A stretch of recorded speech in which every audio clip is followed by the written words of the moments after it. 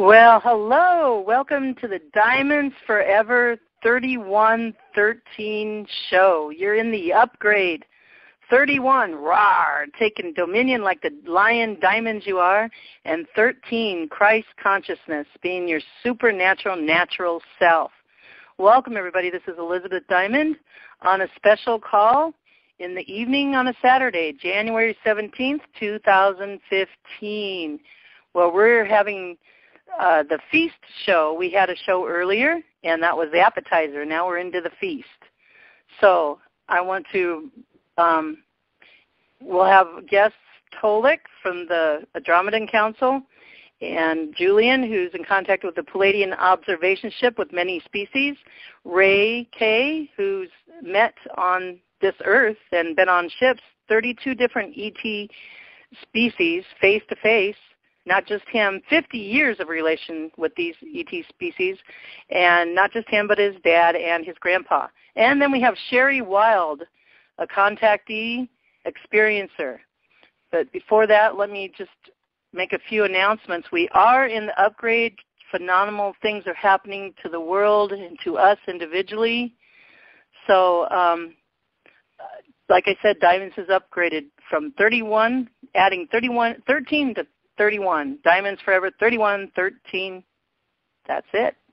Anyway, just want to let you know some new upgrades on the Diamonds blog. If you go to the Diamonds with an S Forever 31.blogspot.com, look on the right-hand side. There's three little boxes. The first one's a contribution to energy and kind, if you like to donate to keep the Diamonds going. The other little box says New Creative Social Network. It works by invitation. So the first link on that is it says Creative New Social Network. You go there. That's my invitation to you to join tsu.co. It's like Facebook, but it's very creative. You can it's very free there, and you can be the creator you are. The other link is Diamond Co-Create link, and if you click on that every time you go to the blog, I make 5 cents a click. And you can join too if you like. So when you click, you'll read the instructions, and if you want to use that same thing, you can for your ventures. The other link I have there is Julien Wells, and that's to his site. I'm going to add other links there too with Tolec and Ray. Then you look down, you'll see the one diamond. If you click on that diamond, and this is new too, you will go straight to the Elizabeth Diamond YouTube channel where most recent 50 shows are on that channel. Today's show, reference number is 200 pound. 200, yes, I have 200 shows. I can't even believe it myself. And so you can listen to all 200 of them if you go to iqdcalls.com and go down under alternative calls. You'll see diamonds and diamond replays. Click on that. All the calls are there. It's all you can dial by phone, or you can click that link and listen to all the calls that I've ever done. And the most recent ones, 50 or 60, are on the YouTube channel. So I want to do a shout-out to iqdcalls.com. A thank you for posting the Diamonds information there. DinarGurusNews.com, Facebook, tsu.co, truthcall.com. And also an awesome big shout-out to Lily, my co-host here on Diamonds, and Joe, who is local here in Minnesota where I am. He does a wonderful job uploading the YouTube shows to the Elizabeth Diamond YouTube channel. Also, ashtarcommand.com. I post videos there. And thank you, guys. Couldn't do this without you. All right. What else did I want to... One other thing, too. In our appetizer show, we talked a lot about transformation, physical, mental, spiritual, emotional. Be sure to listen to that. That's reference number 199. I'll post that link to the blog soon after this show, and this show I'll post to the link there. 2 or 3 days later, it will be uploaded to YouTube. But I'm on a journey myself. We're all turning into butterflies. So when we're all limitless and we're always changing, but I've been through the emotional, mental, spiritual transformation. I'm still transforming. Now I'm on the journey of physical transformation. So I joined a gym, have a personal trainer, and phenomenal things are going on, and I'll keep you updated. I talked a lot about that on this call we did this afternoon, number 199. So I'm doing journal entries on the blog, transformational journal entries. It'll encourage you guys too on the physical side. So I'll just read this. I have been on a journey down the road of spiritual, emotional, mental transformation. Now it's time for physical transformation. Let this inspire you, Diamond. And remember, you are limitless. So you're always transforming every second. Blessings of love, peace, and joy turning to bliss to you, Elizabeth Diamond. And I will continue entries all the way through my journey.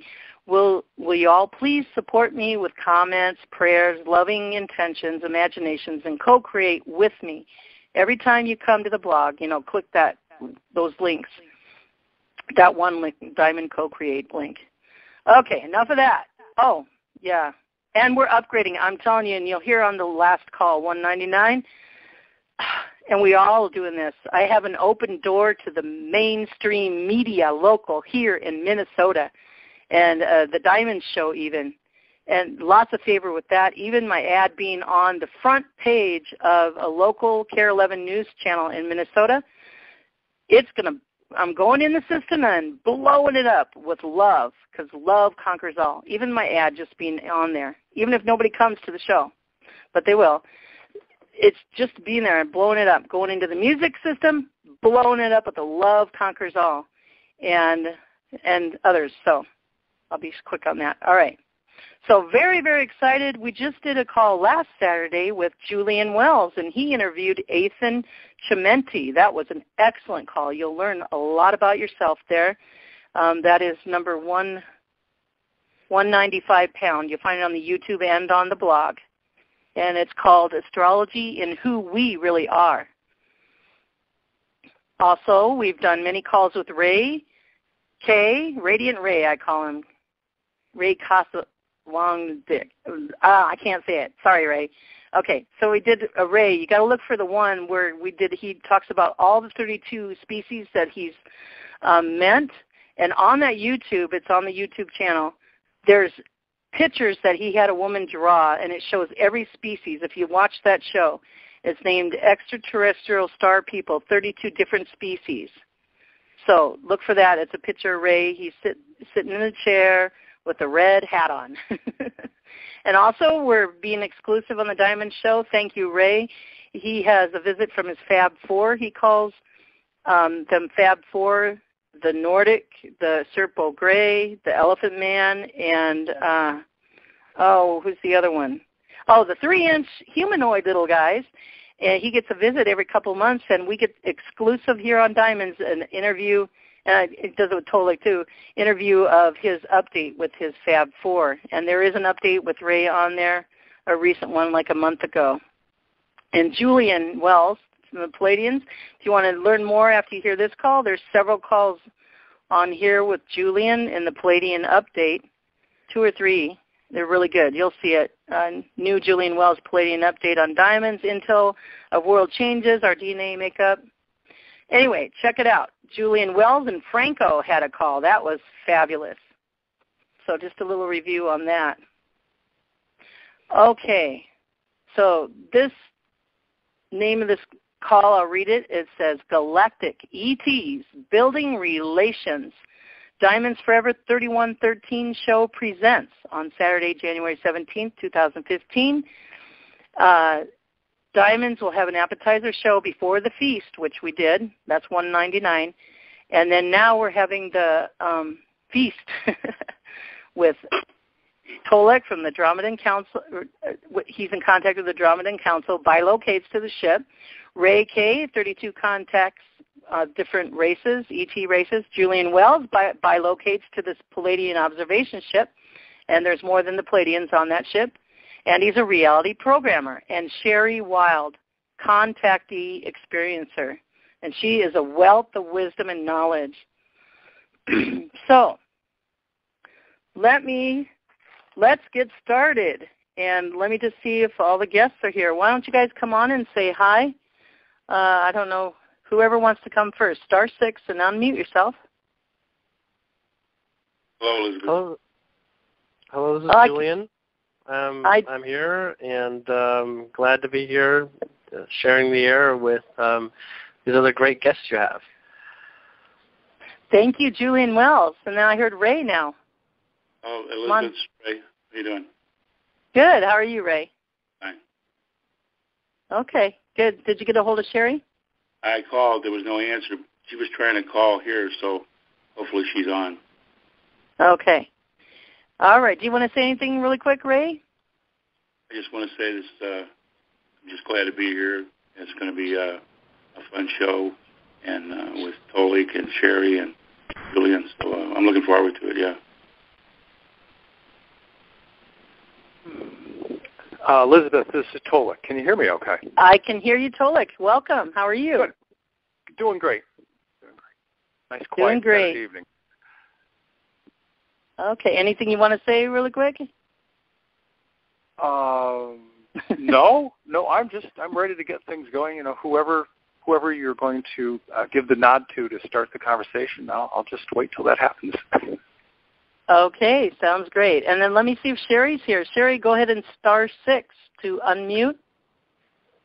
If you're here, there's 5 people on the line, so it's either Lily or Sherry. So if that's you, Lily, come on in so I know it's you.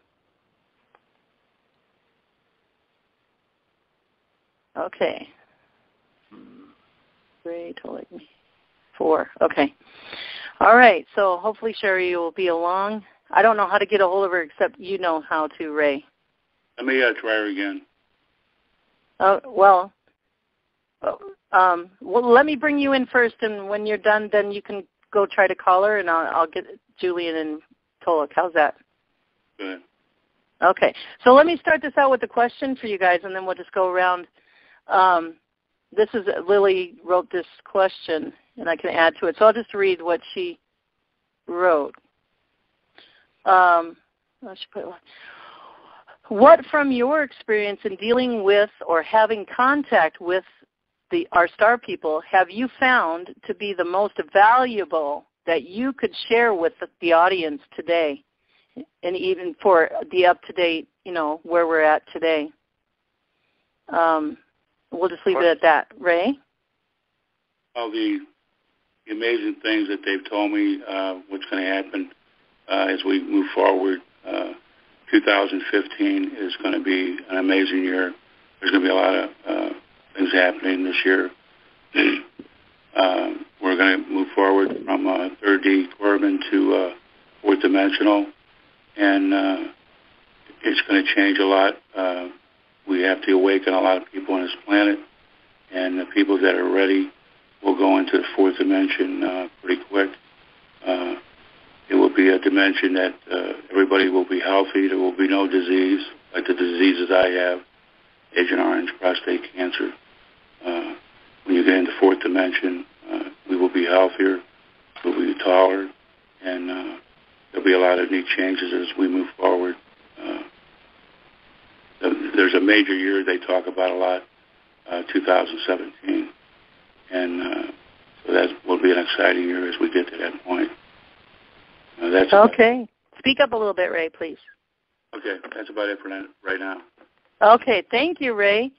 And so now let's bring Tolec in. Tolec, I'll just ask again, what from your experience in dealing with our star brothers and sisters, the Andromedans, or having contact with them, have you found to be the most valuable that you could share with the audience today?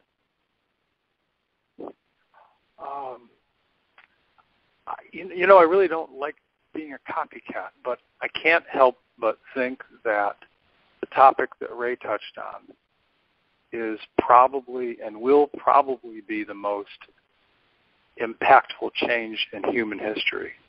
And that is that sometime, it looks like within the next couple of years, this planet and its people will go through a pretty massive transition and then a transformation from that of being what we are today, which is dense, heavy, three-dimensional, organic people inhabiting this planet, to lighter, fine essence matter, spirit-based people. Now you can call it 4D or 5D, but anywhere from 4D on up are all of the spirit, fine essence realms.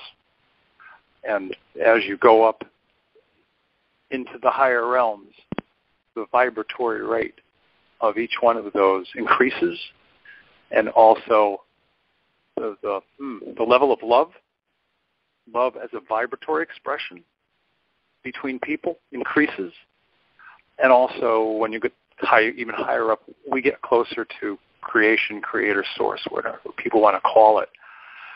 So I think the process of us evolving is probably the greatest single thing that, I mean, I've learned a lot. That particular item is nothing short of life-changing. And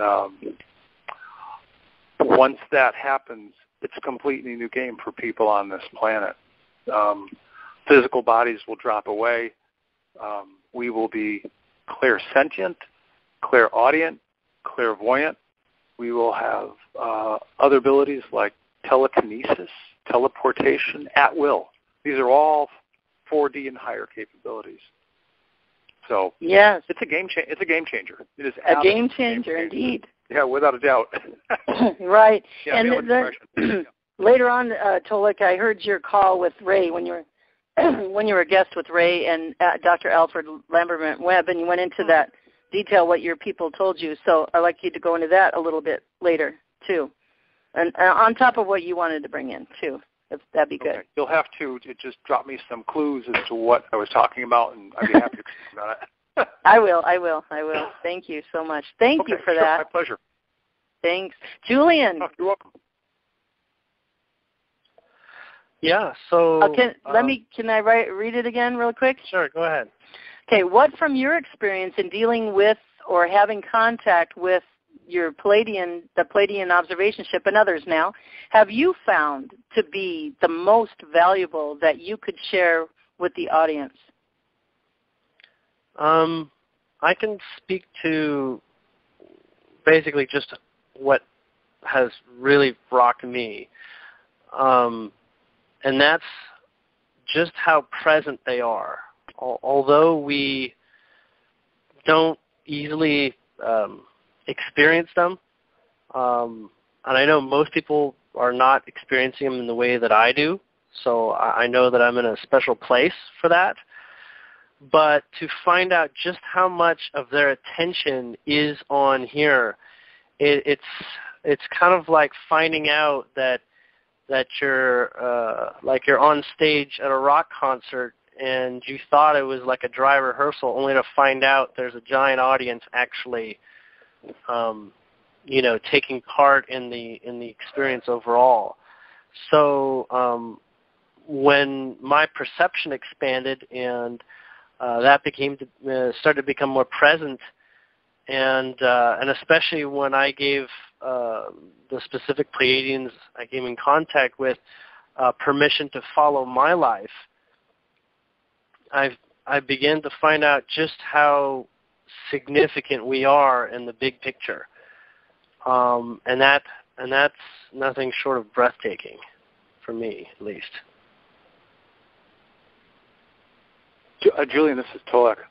Yes. I want to kind of jump in for a moment. I'm not sure if you know this, but there are, not counting Andromeda Council affiliates, but there are at least 500 plus races, both physical as well as higher density / higher dimensional, that are all observing what's going on this planet right now in this area of space in terms of its changes and what will continue to happen, which certainly corroborates what you're talking about. It's a massive number of races watching this show, watching this, as some people have said, the greatest moment in human evolution. So it's and beyond human, yeah. Oh yes, yeah, very well. I wasn't speaking specifically to Earth human, but yes, yeah, certainly, yeah, because anybody in this area of space, either at the same time as us, before us, or after us, there are other planets, other civilizations that are going through this upgrade, without question. Mm-hmm. Yeah. Mm-hmm. Yeah, so that really blew me away to have my sort of first-hand experience of that. I would definitely consider myself on the fence as to if ETs were real. at all these sorts of things. And even though I haven't shook hands with one, I've had my reality slammed pretty hard in terms of a shift of perspective and really looking at my life differently, in fact. So thank you in a very, very exciting, inspiring way. and those words don't really describe it, right? No. Really? No. Yeah. It's definitely life changing. I'll tell you that without a doubt. Right. Yeah, my life has certainly not been the same since. And when your life has not been the same, you would say it's not bad, but it's even getting better, right? Oh no. Without a doubt, it's getting better. But it's sort of like, I don't know. Before I was living a life that was, I don't know, it had colors. I could understand what was going on. And ever since contact and continued communication, now I'm living in Technicolor and 1,024 colors instead of 600 and change. I'm trying to use examples and metaphors, but I see synchronicities, and as Raymond and I talk about from time to time, as we learn different things from each of our people, he'll tell me something, or I'll tell him something. We'll go, aha, confirmation. And it's amazing how many times that we'll learn something from our people, and then 6 or 7 days later, or even 2 or 3 weeks later, we'll chat. And I'll say something to him, and go, confirmation. Because he's learning some of the same information that I am learning, and likely some of the same information that Julien and other people are learning. Anybody that is having ongoing contact. I wouldn't say the information is exactly the same, but it probably matches up pretty close. Yeah, and I haven't began to tell you guys about my contact starting before Christmas. I won't today. I will someday. Tell us. No, someday soon. Not to. This would be a great story. We love to hear Right. Ray, or Sherry, let's see if Sherry's here. Sherry, are you here? Just *6 to unmute. And I want to ask you the same question. If Sherry, you're not here, Ray, can you come in? *6? I'm here. I try to get a hold of her. Her phone rings. I don't okay. Well, we'll bring her if she doesn't show. Maybe she forgot. People do that. So, Ray, let me ask you. Since, my heart is building relations with our star family, ETs, and they will be on the phone someday. You watch and you see. We're all creators. Anyway, Ray, tell us about your 50 years of experiencing meeting these 32 different ET species. Tell us your experience and how that relationship built from just one showed up one day, and you're like shaking in your boots, and then building on that relationship throughout the 50 years. Tell us how that's transpired and paint that picture for us. Well, it all started with my late grandfather in Yugoslavia. He was a lumberjack, and he was sitting on his stump. He had 5 sandwiches and his coffee. And out of the woods came this 12-inch dwarf, and they talked a lot. My grandfather gave him a sandwich, and he would sit on this stump. But the main reason he was there was to let him know that one of his sons, which is my late father, and one of his grandsons, which is me, would meet many star people for information. And the little 12-inch dwarf was so right. I met a total of 32 star people, 28 good, 4 bad. And it's an amazing ride. So go deeper, Ray. Tell us specifics.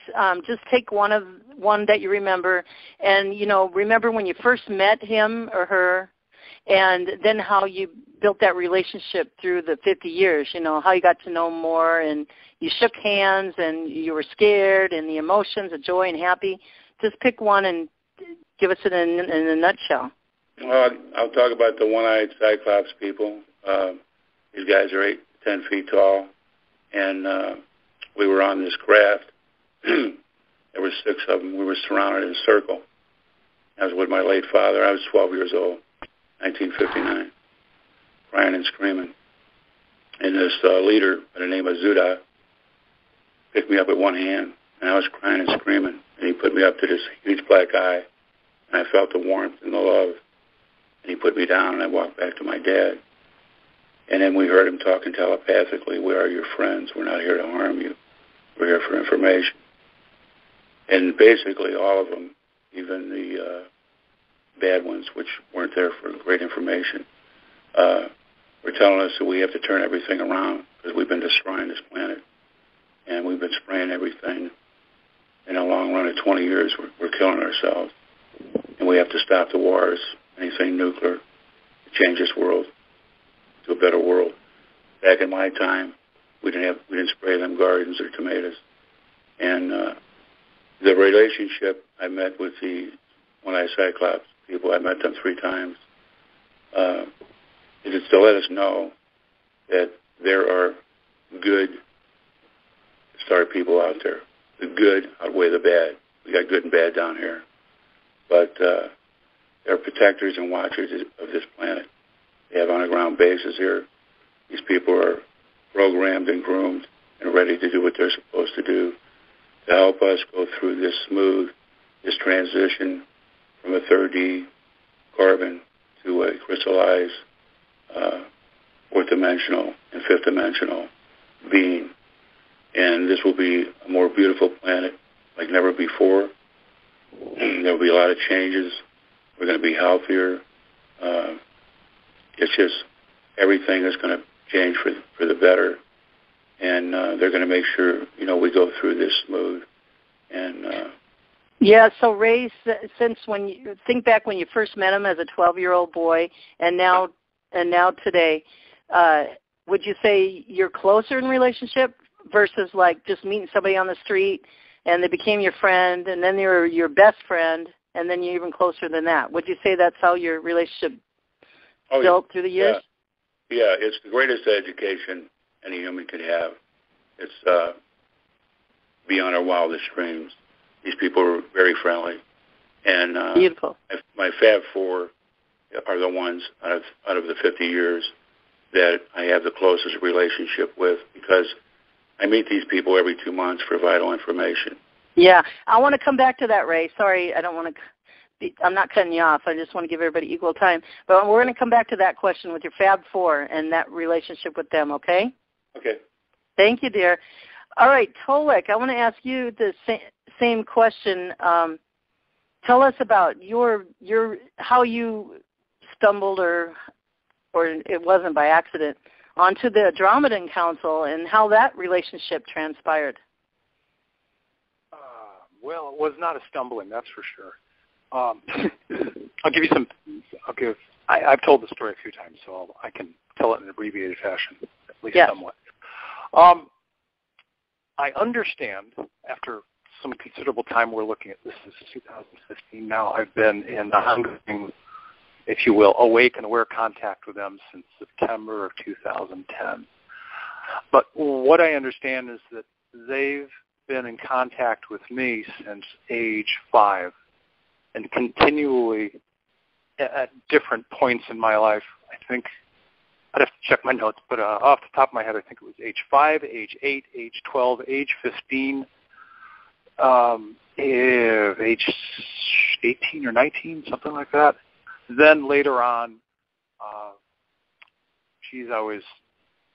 I was in my late 20s or early 30s. In any case, it was a long time ago. In the late summer of 1993, I had moved to Tucson, and I had been having facing, we'll call them dreams, at this moment in time.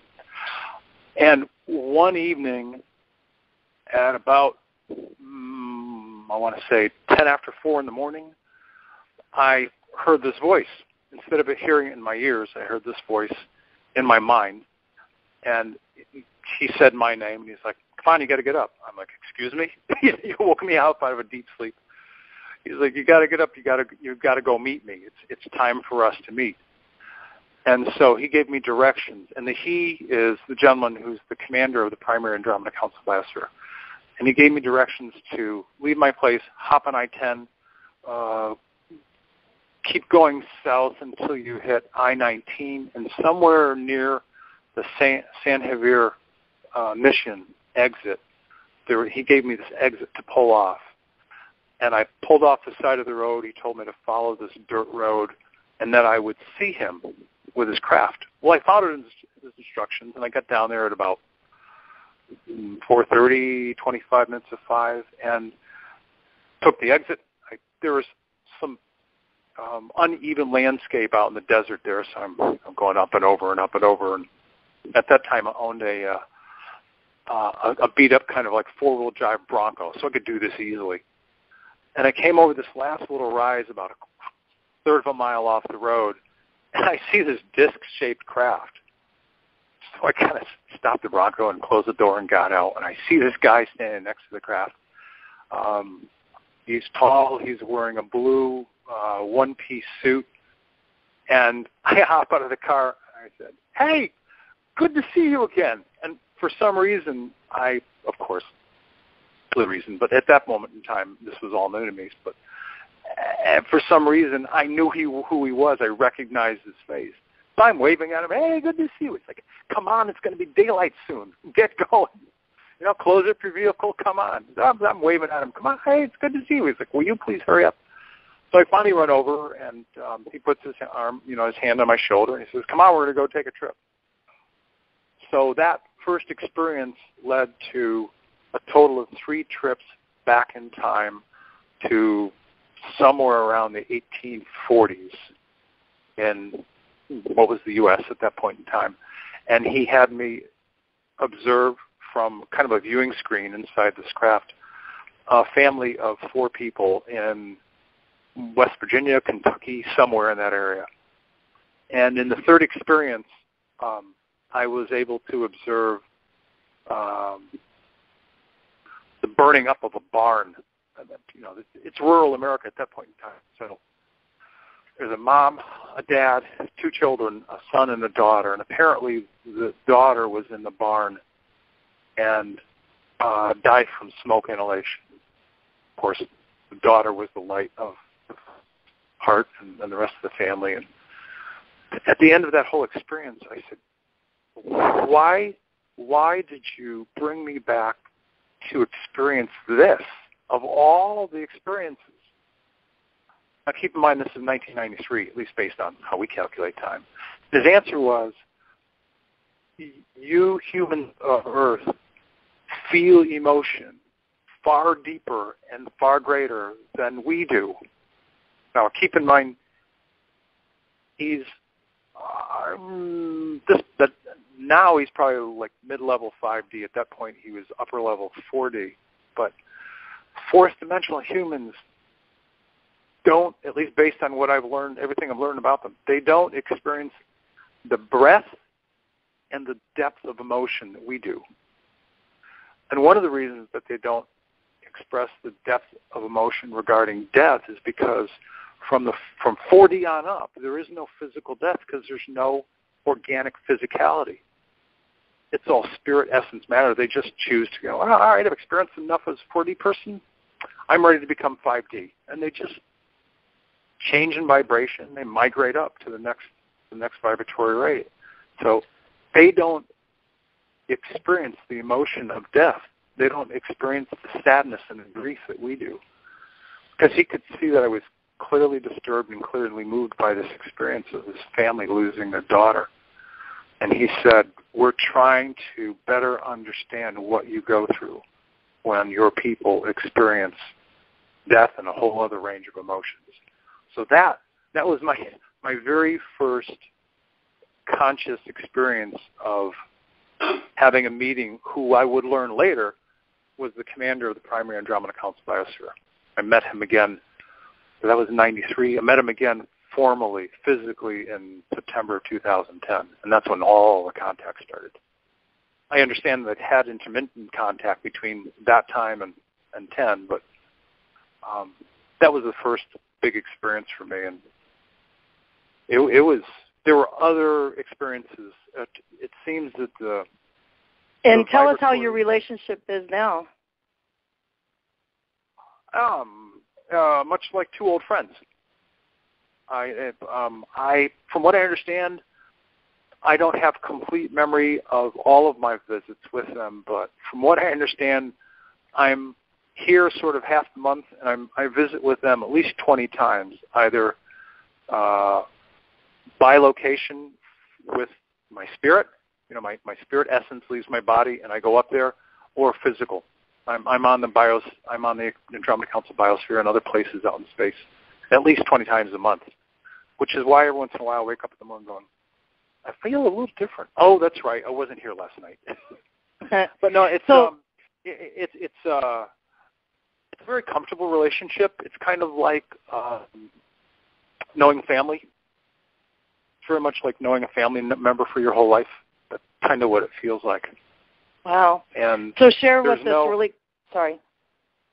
I'm sorry, go ahead. Ask your question. So share with us really quick. You go 20 times a month or so by bilocating, just to help the audience.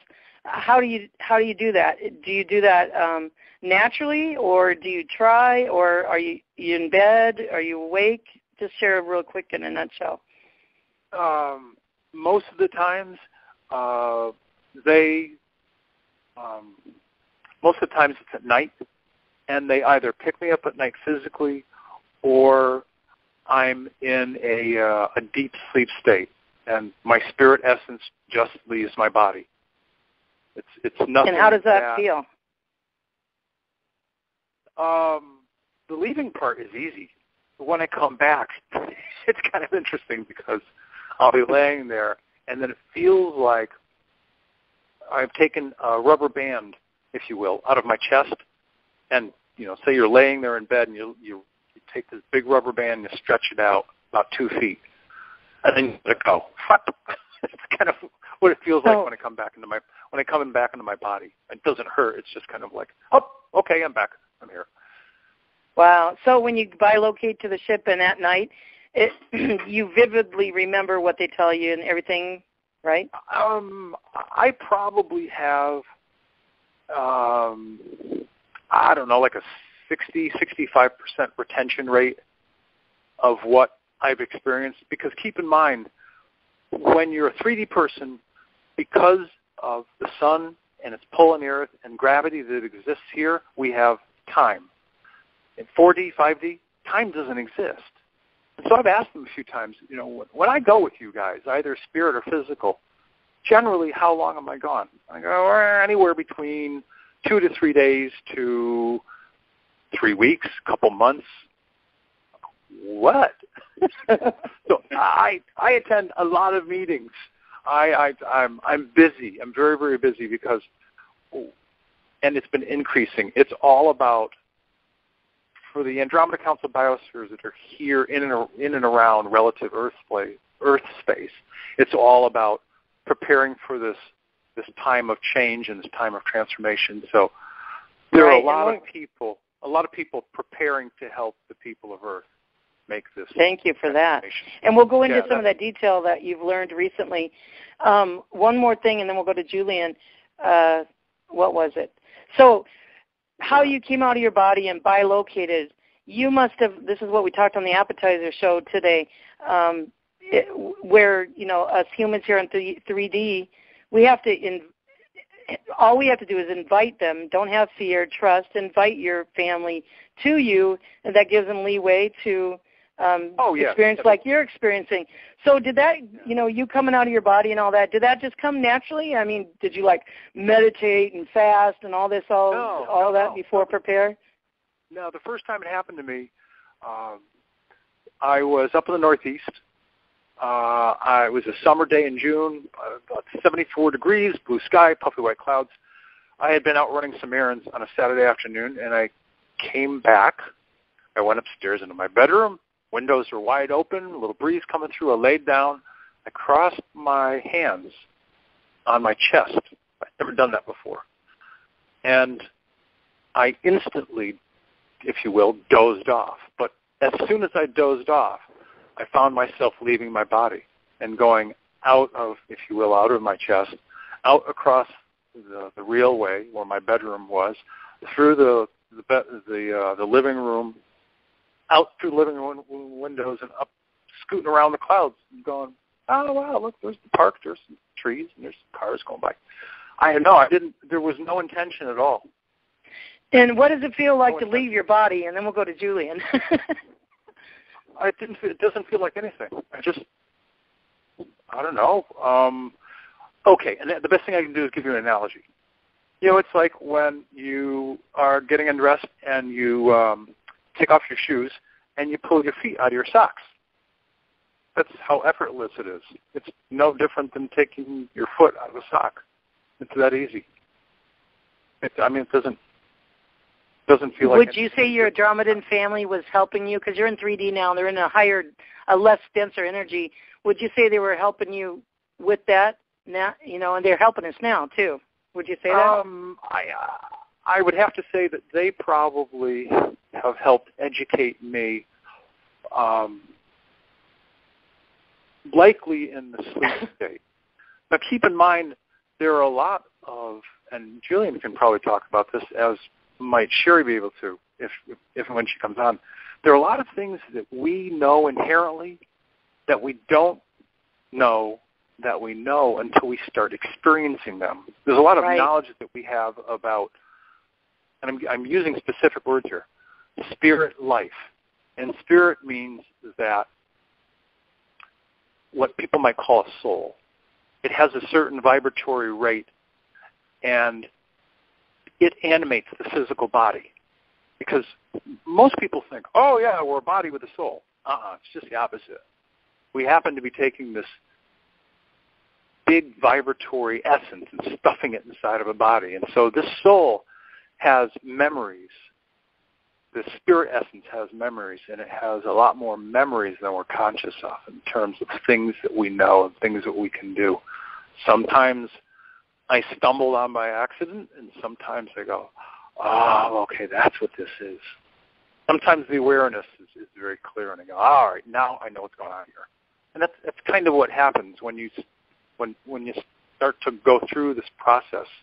You start to have, and I'm sure Raymond and Julien can comment on this, you start to have a lot of these aha moments that tell you you're more, that you're more than your physicality.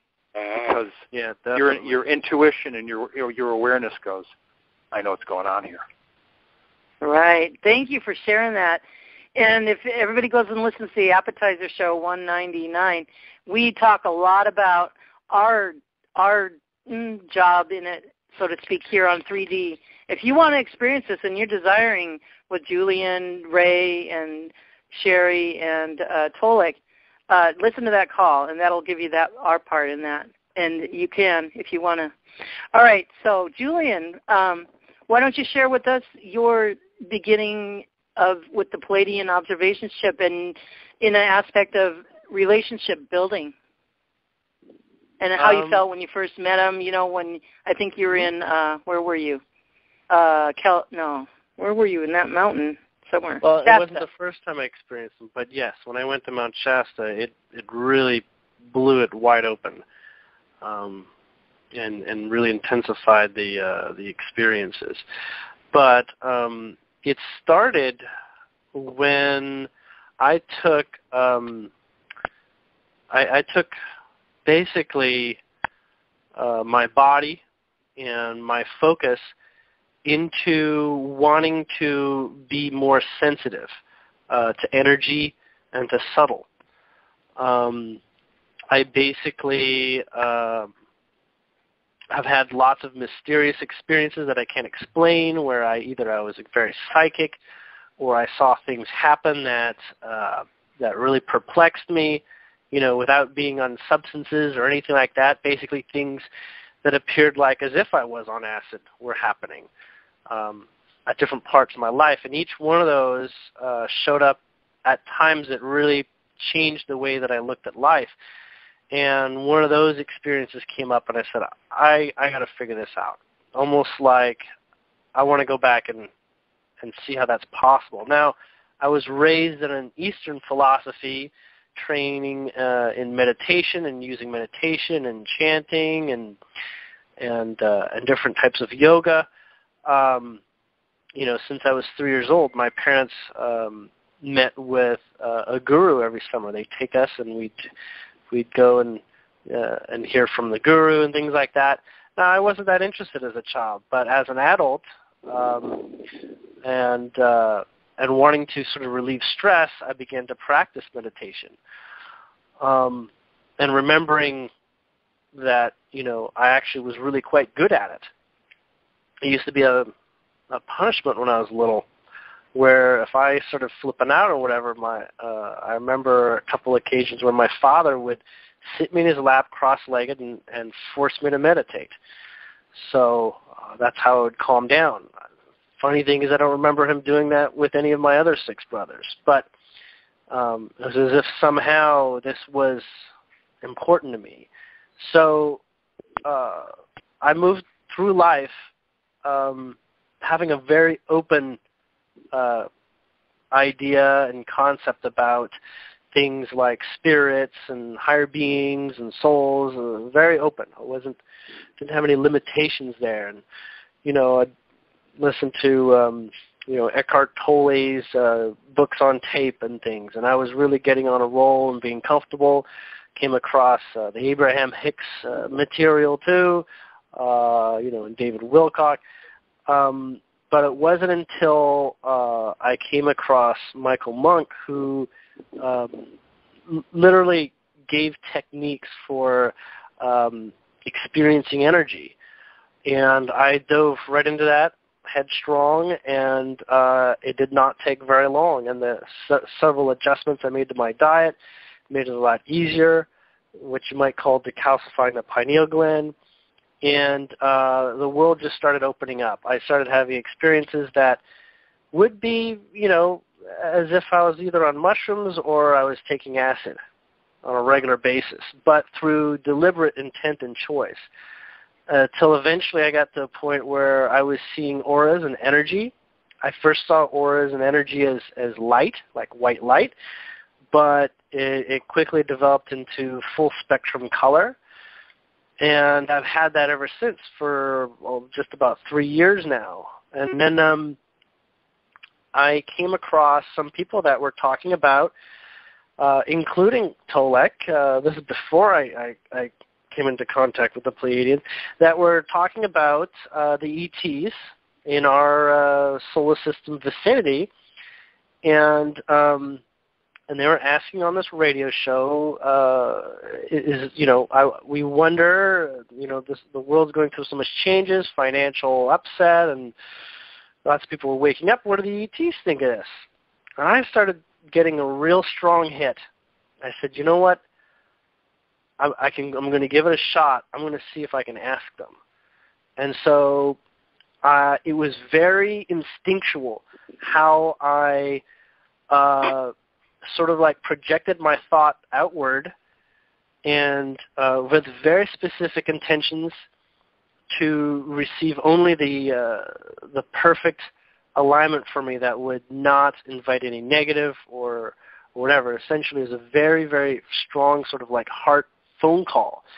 And what happened is I got a response like someone picking up the phone who wasn't expecting a phone to ring. And I got, I didn't know who it was. I was just getting a voice in my head saying, yes, we are here. We're definitely real. And we kind of weren't expecting you, but we were hoping. And it came to a place where I started having this conversation. I realized with Pleiadian, that is a part of this ship that monitors all the different frequencies on the planet. So there's these Pleiadians, which you might say at terminals, and they have shifts and everything, and they are recording everything and processing all sorts of things like our television, things that are on our internet. They're just sort of gathering this. They also have contracts with people to watch their lives. And so they have these sort of like invisible three-dimensional cameras that record people and follow them around like some kind of reality show. And there's people that sometimes watch people on a 24-hour schedule because these people have a lot of information to disseminate. Now, what I was realizing was that I had been trained for this. I've been trained to be comfortable. I did flip out a little bit, but that was more a process of calming myself down from, trying to tell myself that I'm not crazy.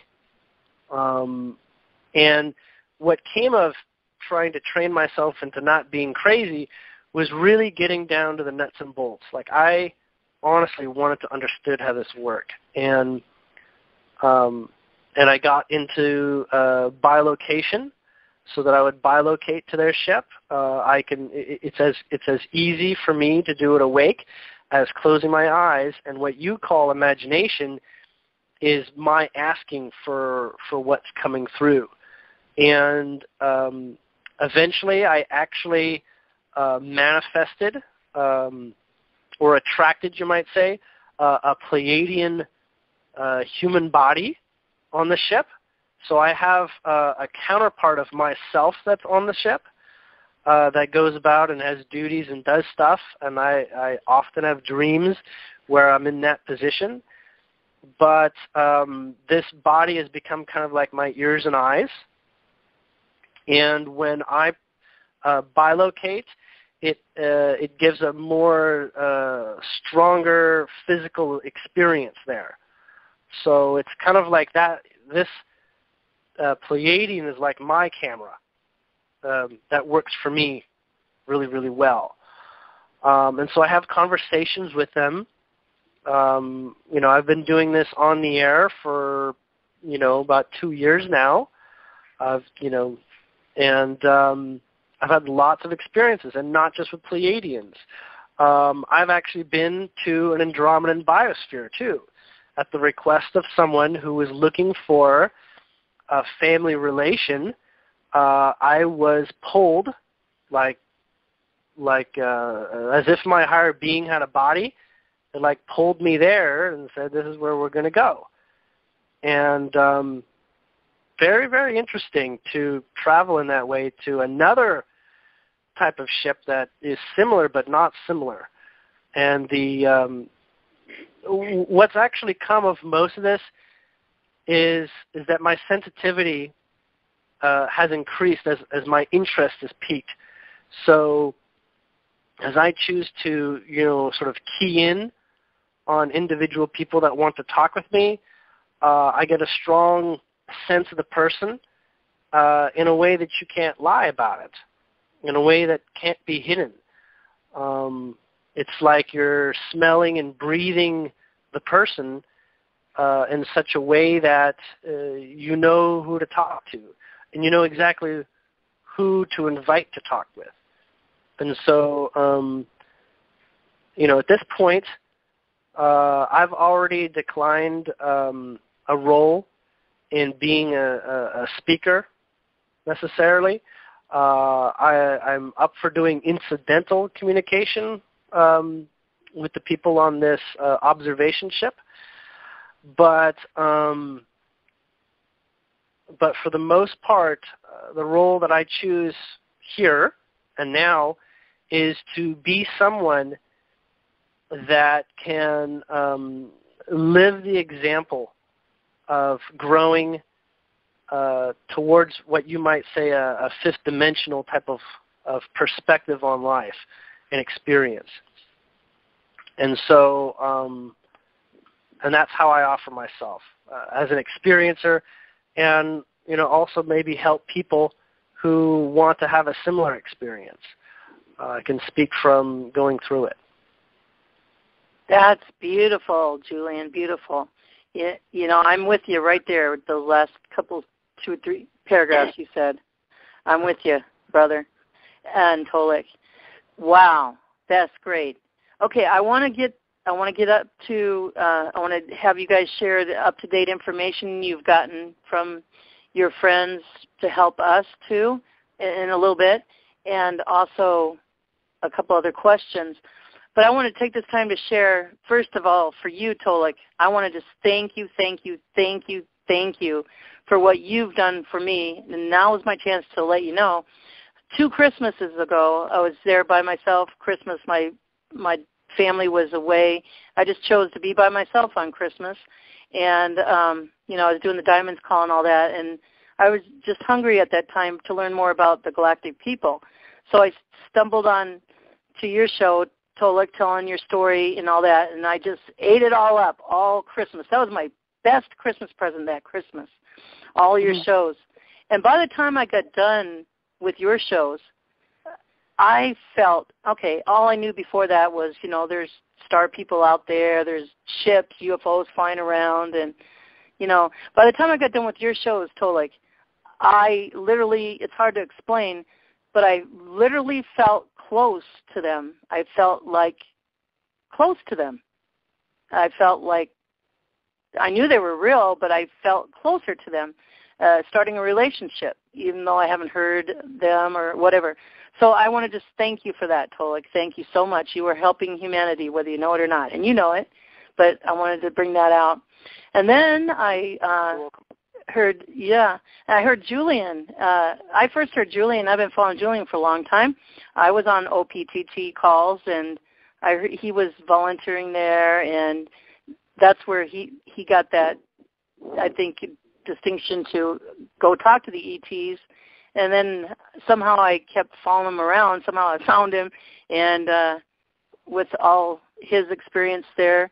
And he's been on the Diamonds Call and the etheric cameras he's talked about that you can contract with these Pleiadians on the observation ship. I have one of those on. I guess I'm a reality show. Thank you for that, Julien. And then, it's just my journey of the relationship with our star family and getting closer and closer. And I got lots of hints from Julien how to talk to him. We have a stuffed animal rabbit here with long floppy ears we call Allison. And he talked about that on a show, that kind of like a tool go-between to talk to the ETs. My grandkids talk to that rabbit, and to the ETs. And then Ray comes along. I found Ray, who's met 32 ET star people on face-to-face and had to build a relationship over 50 years, his dad and grandpa.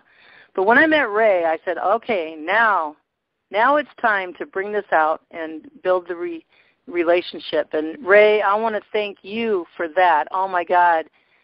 You have been on a journey, and wow, that's all I can say. Thank you, all three. I just want to check if Sherry's here. Sherry, if you're here, *6 to unmute. All right. Sure. What do we? Elizabeth, I'd like to ask, if you don't mind, what do you feel has been the most impactful concept in terms of how your ET family, ET contacts have affected your life? I mean, obviously you're doing this show to help inform humanity, but how has it affected you? In what way? Good question. Because there was a part of your life where you're going along doing your thing, and then you have some kind of contact. You're awake and aware, and you know that you're having contact with an extraterrestrial presence. That had to be a life-changing event for you. Oh, my God. So since that moment, if you can think about all the ways that that first contact has impacted you, how do you feel it has impacted you the most? How do you feel it's made the biggest change in your life? I guess that's what I'm trying to ask. Okay. Well, you were part of starting the journey because I got closer knowing them. I just knew, closer. And then Julien was part of it. And what you're asking, I'm in the midst of now. So I would say contact and that tangible contact experience. Itself. Yes, contact and that tangible experience started happening to me, 3-4 days before Christmas. Well, maybe before that. But I'm in the midst of it now. But so far, how has it impacted me? Oh, it's a wowzer, I tell you. It's a wowzer.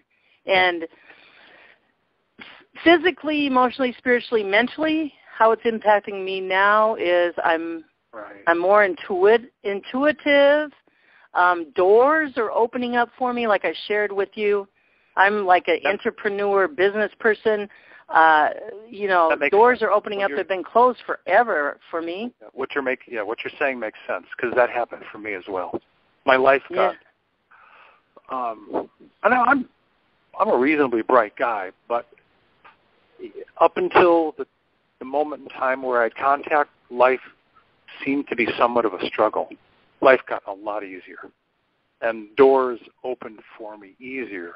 It's because I felt like I just wasn't struggling as much anymore. It just life. Because you know why? We got to the point where we're co-creating together. We here on 3D, somehow, some way, each of us invited. We were trusting and unfearful. We invited them to come and help us, because they help us and we help them. We're diamonds. They're helping us turn back on. And once we're turned back on, and even in the midst of it, we will help them. There's no savior. It's all of us together working and co-creating this golden age and helping each other. It's all about love. Huh? Well, that's certainly true. Just like my first experience, the end result was I had an experience, and the commander of the Primary Andromeda Council Biosphere perceived what he was looking for. That was sort of the beginning of his education in terms of coming to grasp with why humans feel as deeply as they feel. So it is absolutely bidirectional. It's the educational experience is both ways, because he and other people that I've met, they've never incarnated. They've never taken a 3D organic body. Their whole experiences have all been upper 4D or 5D. Wow. Never lived a 3D organic life. Never so had. It's precious to them. Even having the cameras on, volunteering to have the cameras on, is precious to them. Yeah. They had no concept of death because they don't experience it. Wow. You say it right, totally. Yeah. So, Ray, you're in here. I want you to just share real quick regarding your Fab 4. You get a visit every couple months, how that relationship developed from the beginning until now, and the new thing that they announced to you, their last visit. And go ahead. Well, the Fab 4, they're out of all the 24, have been like a family. These people are real, and their whole perspective was to get the information out that we are not alone. We have family out there, and your people who listen to this show have relations out there. And Ray, talk about when they come into your room. They come in via TV or other ways, and tell them what you experience emotionally and what you experience. It's the 3-inch guys, how they're happy and gay, and tell that. If I wanted anybody to meet E.T., it would be the 3-inch buddies of mine. It's like blowing up a helium balloon. They always have it in stitches, and it's like a cartoon. I'm waiting for Snow White and the 7 Dwarfs to come in, but it's an amazing life. These people, my TV's off. The elephant people and the Nardig's head will be on the screen with this beautiful mystic color behind them, and they're giving me information how to meet them. It's the way they do these things, and which I would go and meet them. And that's how everything started. And it's just amazing to meet even the 4 bad ones, all of them in person, to get the experience and the education. And there's no fear in my life anymore. It's been an amazing ride with all these different individuals and how many really are out there, and what we're supposed to do as humans, us contactees are the pace setters for the star people. And they help us. They've even given Ray some strategy how to help a health issue that he has. And it's simple, what is it, baking soda and... It's apricots and apricot seeds, a teaspoon of baking soda to cure my cancer.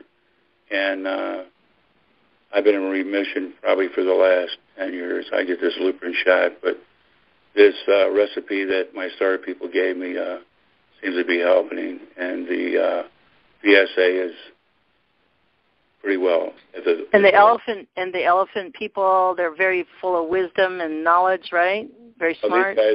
These guys, the elephant people are like 1 million years in technology. I've met people from 50,000 to 1 million years in technology, and the elephant people have really, really helped. These people can talk our language and many other languages in telepathic. These people, Tolec kind of said it right, you know. It's kind of like the story of The Wonderful Life. You know, these people have jobs to come down and pick out a human and learn from us in a 3D world compared to 4th, 5th, 6th, beyond that, where, you know, as high as it goes. To learn. Right, and the Serpal Greys and the Nordics, too. Tell a little bit about them when they visit you. The Serpal Greys talk telepathically. They're vegetarians. They're real friendly. They're amazing people. And they've showed me a lot of things, and I've learned a lot from them. The Nordiques look just like us. They're from another dimension. You could put a T-shirt and a pair of jeans. You wouldn't even know they were star people. And to your surprise, your last visit, Ray, what did they tell you? They surprised you. What did they tell you? Trying to think now. You got me out here. Sorry. Your next ET star family you're going to meet? Yeah, I'm going to meet number 33, the giant bird people, 12 feet tall. They always meet me every 2 months, but there was a gap of 4 months, and they were meeting with these giant bird people. They're going to be main players in this, and once it'll be next month, I will meet them and get to see what they look like, actually talk to them. Of course, on your show, Elizabeth, get the information when that happens. Yes, we'll do an update on that. As soon as Ray's promised me, as soon as he gets that visit, he'll call and we'll do an update. So that's great, Ray. Thank you so much. You're not able to get a hold of Sherry then, huh? No, I tried. She was trying to call me. I was trying to get off the phone, but something happened minor. Hopefully she'll come on later. Okay, great. Okay, so now I don't know, Tolec, I think this is what you told me at the beginning before we started the call, what you wanted to bring in. So let's go around the table and ask about some, and before that, I want to prelude. You know me, Julien, Tolec, even Ray. Ray, try it. Just take that leap of faith. And I would like you guys to get in contact with your people and see if the people have a message for us today too, okay? So we'll do that in a little bit. So bring in some up-to-date information that could help us too, that you've gotten recently, some knowledge and understanding from the Andromedans, the Pleiadian ship, and Ray's people. So let's take Julien first. So most of what's been going on for me for the past couple weeks, and it's ramping up over time, and it's not actually complete, but what's occurring is that I'm getting consistent downloads and information through dreams and through my awake state on I'm kind of getting like an education, like I'm going to class or something, on the makeup of how dimensions persist, exist, and how they interrelate. I'm kind of getting like an education on, say, Dimensions 101 that is intended to lead to, 102, where, and that's probably where I'll share more, is actually in the transitioning of dimensions and doing it consciously, as there is a dimensional shift that's coming, and the mechanics of it are virtually completely not understood. But I'm meant to be given more and more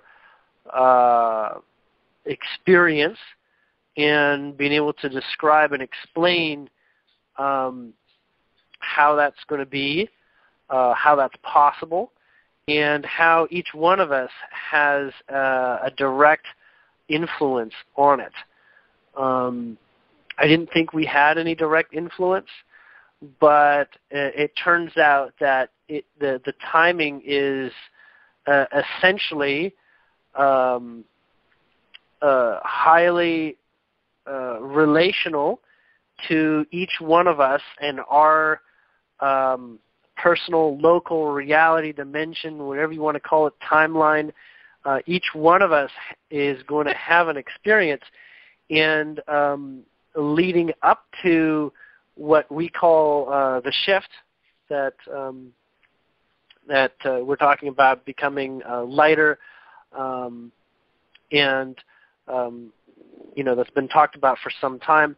That it's a vibrational place at which we will meet. A little bit like in the law of attraction, you basically become that which is the vibration that you're a match to. And it's not a place, and it's not exactly a time, but that's sort of what I'm going through with regards to an education on dimensions. Part of the reason why I'm sort of getting this and having small conversations, or they're giving me high fives when I come to great conclusions or epiphanies that I call downloads, is because they know that there is a lot of momentum that comes with the mental state of excitement. And humans have a great capacity for having strong emotional excitement. And so going forward, I'm going to spend more time discussing that type of energy in such a way that we begin to understand a little bit how it works, how to follow through with it, how to guide it, and how to deal with the things that get in the way of excitement, such as disappointments or anxiety and things like that.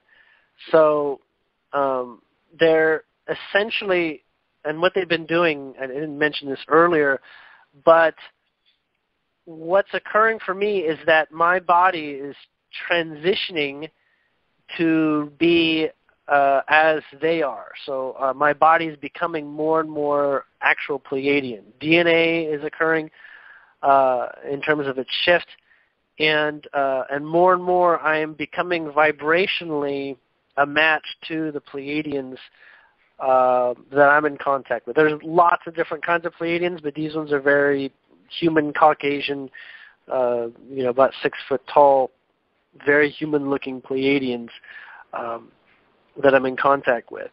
This began in Shasta, where we mentioned that briefly. I went to Mount Shasta during summer solstice a year and a half ago, and had numerous physical upgrades that were possible in that environment, and with the experiences that were surrounding me that allowed that.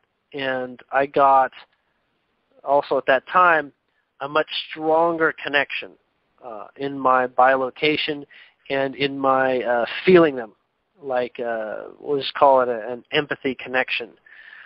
And so as I'm going through that, that is a little bit representative of what's ahead of what the mass experience will be. So it's not the same thing as the mass experience, but it's like what can be experienced while still being here, if that makes sense. So it's kind of like a early ascension type of representation. And as those that are interested and are in vibrational sort of like a match to myself and are interested in what I'm doing and want to hear more, or and feel that this is their path, they themselves will bring the vibration of our future to the present. And so Wow. that's a little bit of an update. It's ongoing, but I'm planning, intending to make a proper presentation of sorts when I get to a point where I feel that there's enough information to share in a cohesive way. Because I know that it's still coming, and I feel like if I wrote something now, tomorrow I would be ripping it up and changing it already. So, Great. Yeah, I'm hoping to have that done in a couple weeks, actually. So You're writing something? I'm going to put up this article on In5D. Okay, send it to me too. I'll put it on the blog. Sure, absolutely. Yes. Oh, wow, that's great. Talk about excitement and going through that. Oh, my God. What's going to happen to me? It's a real trip. I've always been excited, and I mean like a little kid all my life, and I'm even more excited now, and what the heck's going to happen to me and others? I'll give it away. I'm giving it away now. I get so excited. People always tell me, calm down, Elizabeth. But, that's our natural self. And, you can get so excited and go into spiritual, mental, physical, emotional orgasm. Go ahead. Right. But like I was saying, excitement is actually a really, really useful ingredient. It's kind of like if you want to make a campfire, you can use, bits of newspaper and matches, or you could use gasoline and a blowtorch. Excitement's kind of like gasoline and a blowtorch sort of approach. Oh, my goodness. Okay. Thank you for that, Julien. Thanks for that update. And so let's take Tolec next and give us an update of what you've been learning and that you could share with us. And then, Tolec, if you could weave into that your information that you got from the Andromedan Council regarding what you told on Ray's meeting regarding, our bodies changing, and when there's a certain momentum measured, that is like the greater God tweak us across and our light bodies, illumination. You know what I'm talking about? Those don't sound like my words, but I think I get the essence of where you're headed. What I'd actually like to do is follow up on something Julien just said. Yes. And that's this concept of excitement. I think, as you all know, all of us, in certain occasions or many occasions, will be talking about the same concept using different words. Right. And so your word of excitement, I would say, is akin to something like attention. Now, what I've learned as I've grown through this whole process is that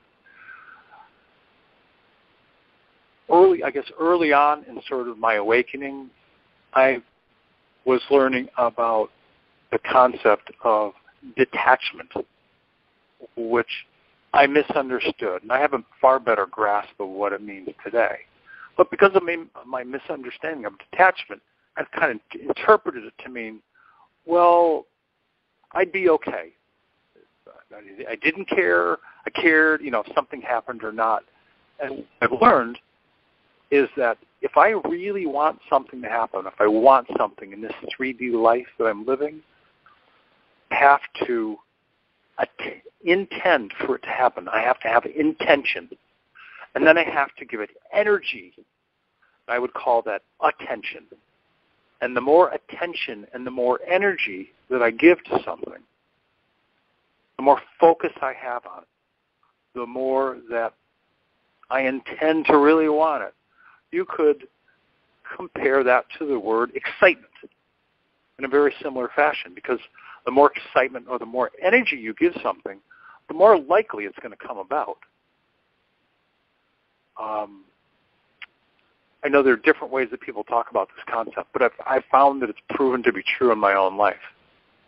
Many, many times in the past few years, when I've set certain goals, I've given it a certain, whatever the goals are, I give them a lot of my attention, a lot of my emotional and intellectual energy. I don't think I don't think that what we're talking about, at least what I'm talking about right now, is that much different than excitement.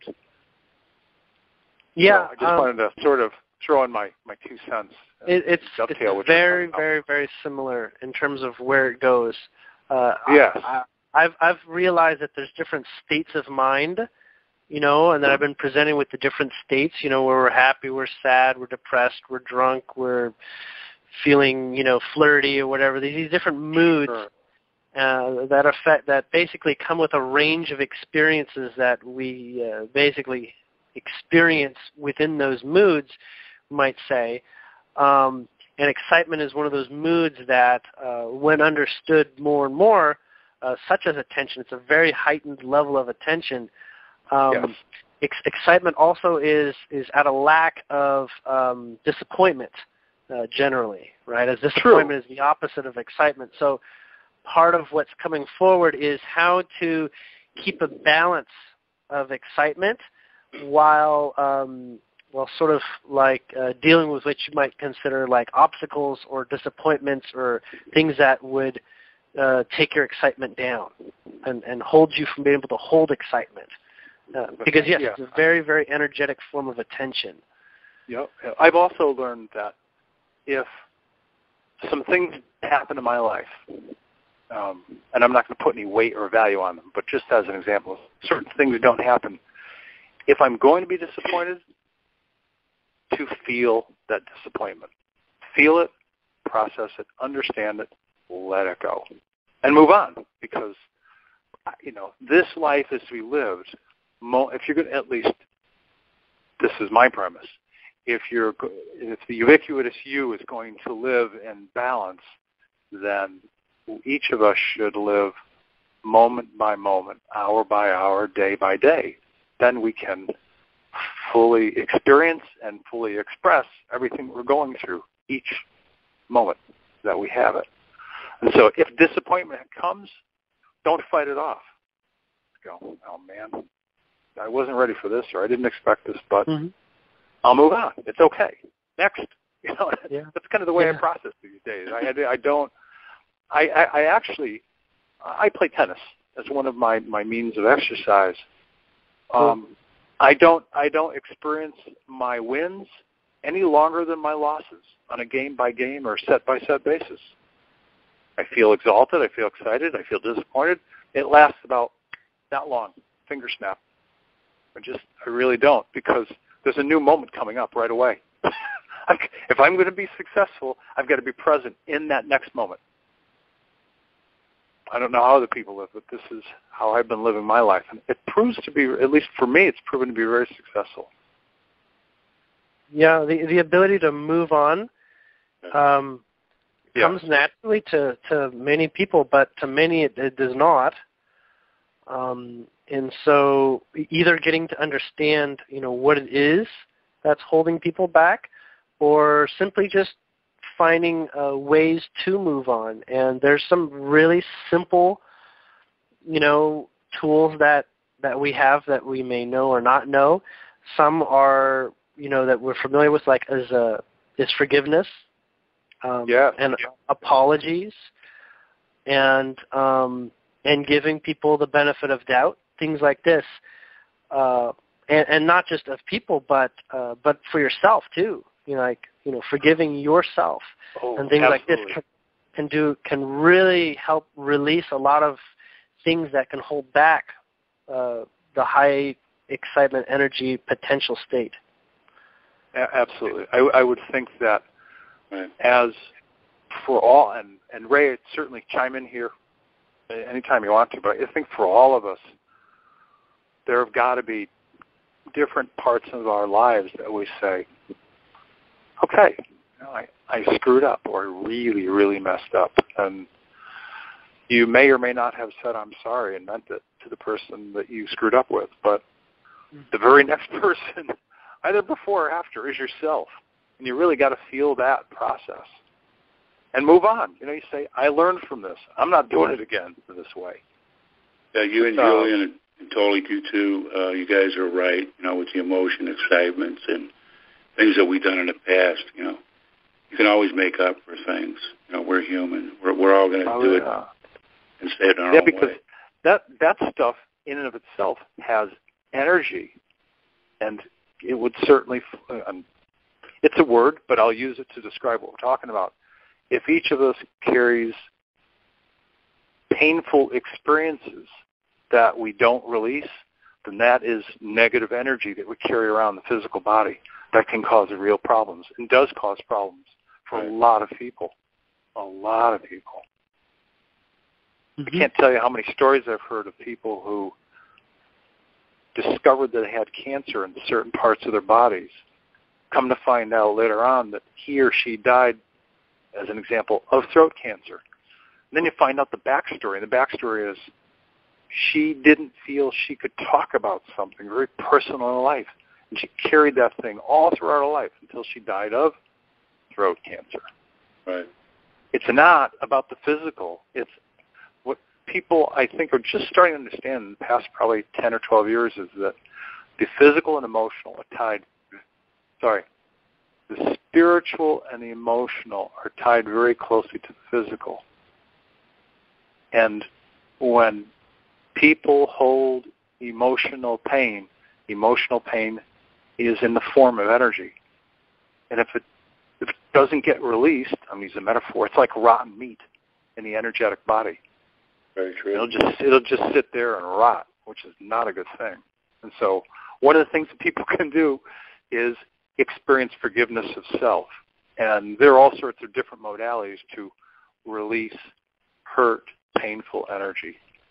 And everybody's free to go explore them on their own. But, every different methods work for different people. But I think that's probably for people who want to know, how can I be awake and aware? How can I get in touch with my quote-unquote spiritual self? That's one way to start, is to become aware of the pain that you're carrying around and release it, find ways to release it, and start to do more things that bring light into your life, do more things that bring light into other people's lives, do things that you can do to help other people. Awesome conversation, you guys. Yeah, this is deep stuff, but for some people, they've hardly ever scratched the surface of this stuff. This is really beginning. Mm-hmm. It really is. You're right. You're right. Everything you're saying, totally, you too, Julian.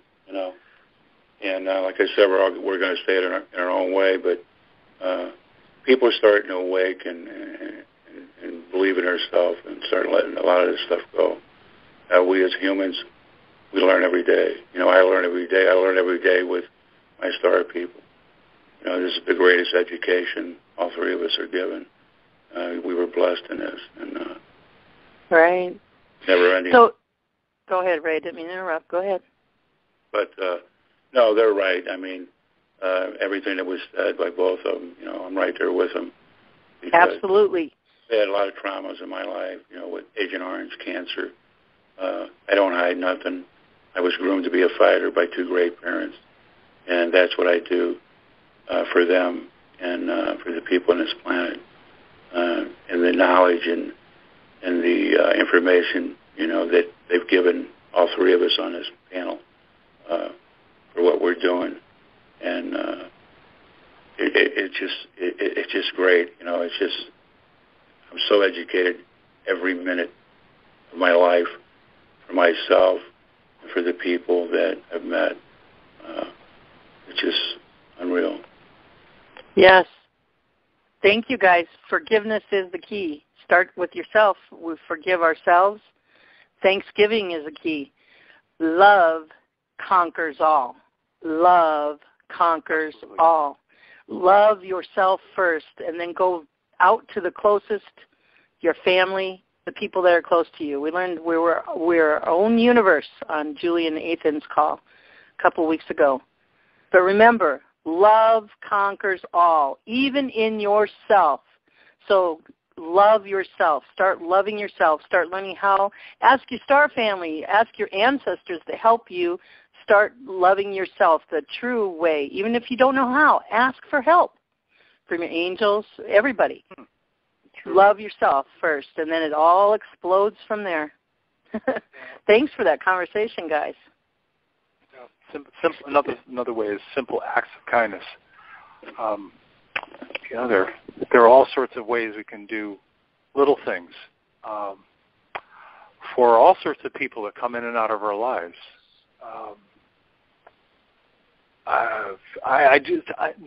Sometimes I do them and I don't even think about doing them, but I do them because I guess I'm awake enough to think of. I not only do things for people, but I do things for the earth. As an example, I was taking a quiet walk on the beach today, and there was a storm out at sea, so all sorts of junk had blown in. There were plastic bottles and foam and cups, and I must have picked up a trash bag full of stuff and put it in a trash can. I could have walked by and left it there. That's not good for the planet. So that's a simple act of kindness. It says to Mother Earth, hey, thank you for doing your thing. Thank you for still being here. I think we'll clean up some of the junk that people have dumped on you. So that's a simple act of kindness. That's an act of love for the planet. Of course, there are acts of love that you can do for people that are really simple. As a guy who's still in really good shape, I'm always passing little old ladies. I open doors. I help them load their groceries in their cars. Those are small things that may not mean a lot to us, but it means a lot to them. Yeah. It means a lot to them, especially for those women that have lost their husbands. Small things, and they're small things, but it's a way to little things count. Yeah, it's a way to open up parts of your heart, just to give. And as you do that, yes, it comes back to you. Everything boomerangs. Anything and everything you do, good, bad, in between, neutral, boomerangs right back to you, which is unexpectedly, good. I will add, very unexpectedly.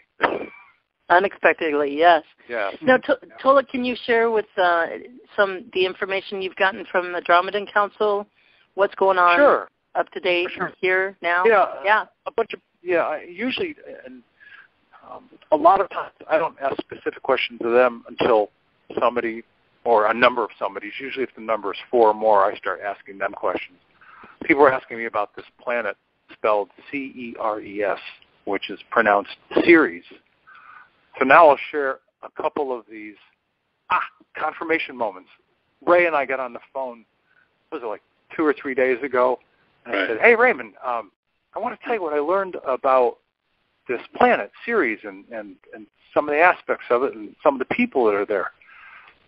And so as we were talking, we had 2 confirmation moments. One is the fact that there are people, 3D organic people, much like us, because they're humanoid, that they live on the inside of the planet, inside in cities. Well, Raymond said, that's right. There are people on that planet, and they do live in cities. So we both went, confirmation. Right. And then I made some offhanded comment about them being vegetarian, and he said, yeah, you're right, they are. He said, my people told me the same thing.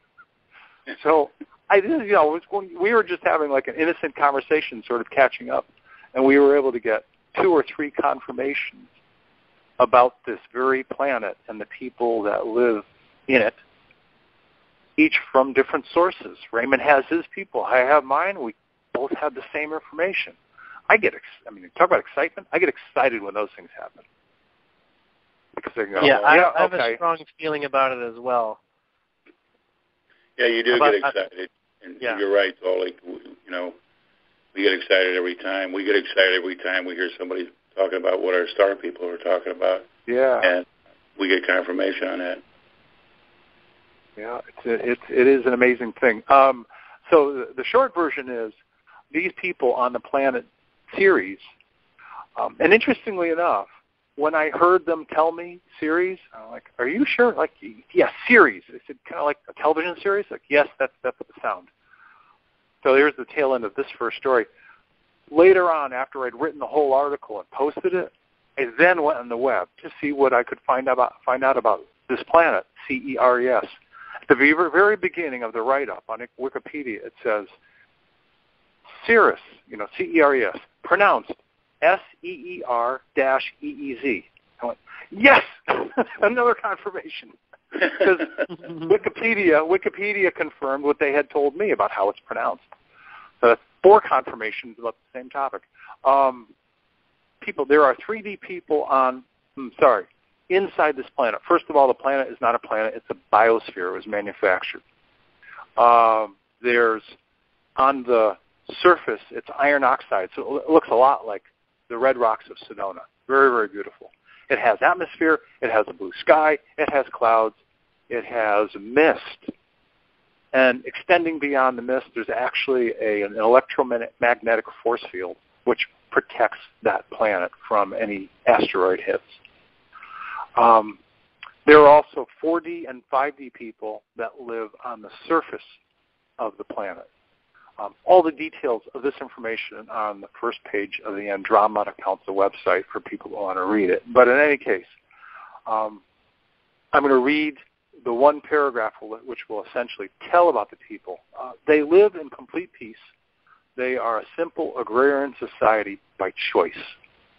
They're approximately 50,000 years ahead of Earth people in all aspects of their lives, including a master's level knowledge and awareness of spirit-based life.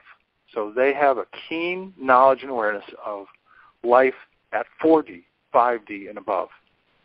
Knowledge of it. They discuss it. It's because, well, first of all, they're aware of the people that live on the planet's surface. They're warm. They're loving. They've never, ever been involved in any wars, ever. They have red hair, bright red hair. Their eyes are similar to ours, except their pupils are kind of like a yellowish green, and they have flecks of darker gold in their eyes. And they kind of dress like we would think of people from Greece or Rome. Men would kind of wear togas, for lack of a better word, and women wear these long, flowing white dresses. These are the 3D organic people that live inside this planet. And they choose to live inside the planet because they want to keep the planet's surface pristine. And the name of these people, this particular group of people, is Paxal Toleca. And the 4D people are Vaxal Plata. And the 5D people are the Zaxa Lacal. And they're in this elliptical orbit between Mars and Jupiter. And make a long story short, these people, because they are so loving and so peaceful, they're going to have a hand in our evolution as we begin to change. There'll become an appropriate moment, and I don't know when that moment is, but there'll be an appropriate moment where they'll start to interact with us. And they have technology to explore deep space. I mean, they can come and go from their planet as much as they want to. But neat people. Huge oceans. Huge freshwater oceans. At least, I think, 50 or 60% of the planet is freshwater. Wow. Yeah, to me. Well, we're limitless, and we're learning who we really are on the diamonds and going beyond awakening. So since you brought that knowledge forth, we can all invite them to our home. Well said. Not literally, but into our space. And and I lived on planet Ceres in a lifetime, and I know that because I want to share this with you, Tolec, and everybody. There's a man named Tori, and he reads DNA. He studies all of these planets we've never heard of, and he told me a bunch of my lifetimes, how many times I've lived on Earth, and where other planets I've lived on, and what I was. And he'll be on the show, Diamond Show, January 31st, Saturday. So if you want to come, he'll do some little mini readings, and that will help all of us, too, to learn who we really are and get motivated and inspired. Elizabeth, can I say something? Yes, Ray. What Tolec said? You shocked me when you said, Tolec, they have red hair. When I was sick, because I had missed like 5 months of my meetings, and Joe took over my meetings, but this psychic woman that's in my meeting room said that she talked to 4 beings from that planet with red hair that actually said, we love Ray, and we're watching over him. they were actually taking care of me, and I didn't even know this. But I want to thank you, friend, for bringing up the part about the red hair. That just blew my mind. That's all I want to say to that. Now we have 5 points of confirmation on the. I know. There's the moment again, live on the air. That's neat. Thanks for sharing that. That's really cool. Yeah, I had to say that because you said red hair. That just blew my mind. Wow. Is there any others you want to share too, Tolec? Yeah, their skin coloring is really, really pale. They kind of, they look like a redhead. Real redheads, their skin coloring is really, really light. I know what I want to say. As long as you're learning this information now, what I've come to understand is when information comes out from wherever, get prepared because it's coming soon. So you're being prepared. Maybe you're going to meet them like you have the Andromedan Council. Yeah. And all of us, too. Yeah, I believe that we're not that far away from meeting people that live on other planets. I don't know exactly when this is going to happen. I mean, when is not the right word, but we don't have an Earth term for it. So I do know that we will start to meet these people when the transformative changes start to happen on this planet in a big, big way. That's when we'll start to see them. I agree. Progressively. There'll be more and more. I'm not talking about up in the sky in ships. I'm talking about they'll be down here speaking. Co-creating with us. And Franco Di Nicolo, he's a unified soul, has shared on our show that I think he named, it'll be like a Star Wars scene around 2020, 2030. I don't remember the year. So, I mean, that's not far away. And in between, it's all good stuff, too, so don't get disappointed about that. And that's not a set time either. It's all what we're creating now. We're co-creating collective consciously. So we're creating right now in this moment, and you can't look into the future, but we're rolling on a steam train, The one thing I want to say to that, Elizabeth, is everybody that's on this panel, we're not making any kind of prediction. The information as we get it out. Right. And that's the main thing I want to say there. Right. That's beautiful. Let's enjoy. Remember, we're emotional beings, just like Tolec's painted Julien and you, Ray. We're emotional beings. This is what we came for. It's all about experience. So enjoy your experiences, good, bad, in between. They're getting better, and they're getting more exciting. And play and enjoy the experience, because we are history writers, and we're gonna help others with our experiences and our emotions coming up. And Julien, I have, if you don't mind, Julien, this is Tolec. I've got a question for you. Do you happen to have any intuitive sense for what part of the Pleiades that you're connecting with? We're talking about Alcyon, the star Alcyon, or the star Tegeta? Yes, their ship originated from Alcyon, so these would be Alcyonian Pleiadians. However, they have, picked up people that are not from there. Interesting. I would choose that one first. Okay. Yeah. Honestly, I just did that randomly. I didn't really. I honestly didn't know. That's why I asked the question. As an example, the people that. Let me say this differently and more accurately. My soul essence was first birthed in the Tegeta star system on the planet Dakota, which is now a higher 4D, 5D planet. So my soul essence is originally from Tegeta. And your people, which is in the Pleiades, and your people that you're connected with are from Alcyon, which is another star system, but yet still in the Pleiades. Yes, so there are multiple planets from that region, but the differentiation between them is not that different, although the living conditions, as I understand, are different. They're extremely homogenized because of their proximity in terms of cultures and lifestyles. Wow, that's cool. Talk about synchronicity. I just got a text from my co-host, Lily. She had to drop off. She's going to a dinner tonight, which we're at right now, a feast. I'm calling it a feast. She just texted me and said, that dinner I was going to go to, it's titled Diamond's Dinner. Diamond's Dinner. She goes, no kidding, XOXO. So, wow. No, synchronicity. Yes. Synchronicity. Okay, now I do want to have you guys, speak for the Andromedan and Pleiadian and Ray's Fab Four, just by faith. Ray, you can do it. Before that, I wanted just to open up the floor. Is there anything that's you've always wanted to share that's burning on your heart that you want to put into the mix here, the feast here? Well, anybody?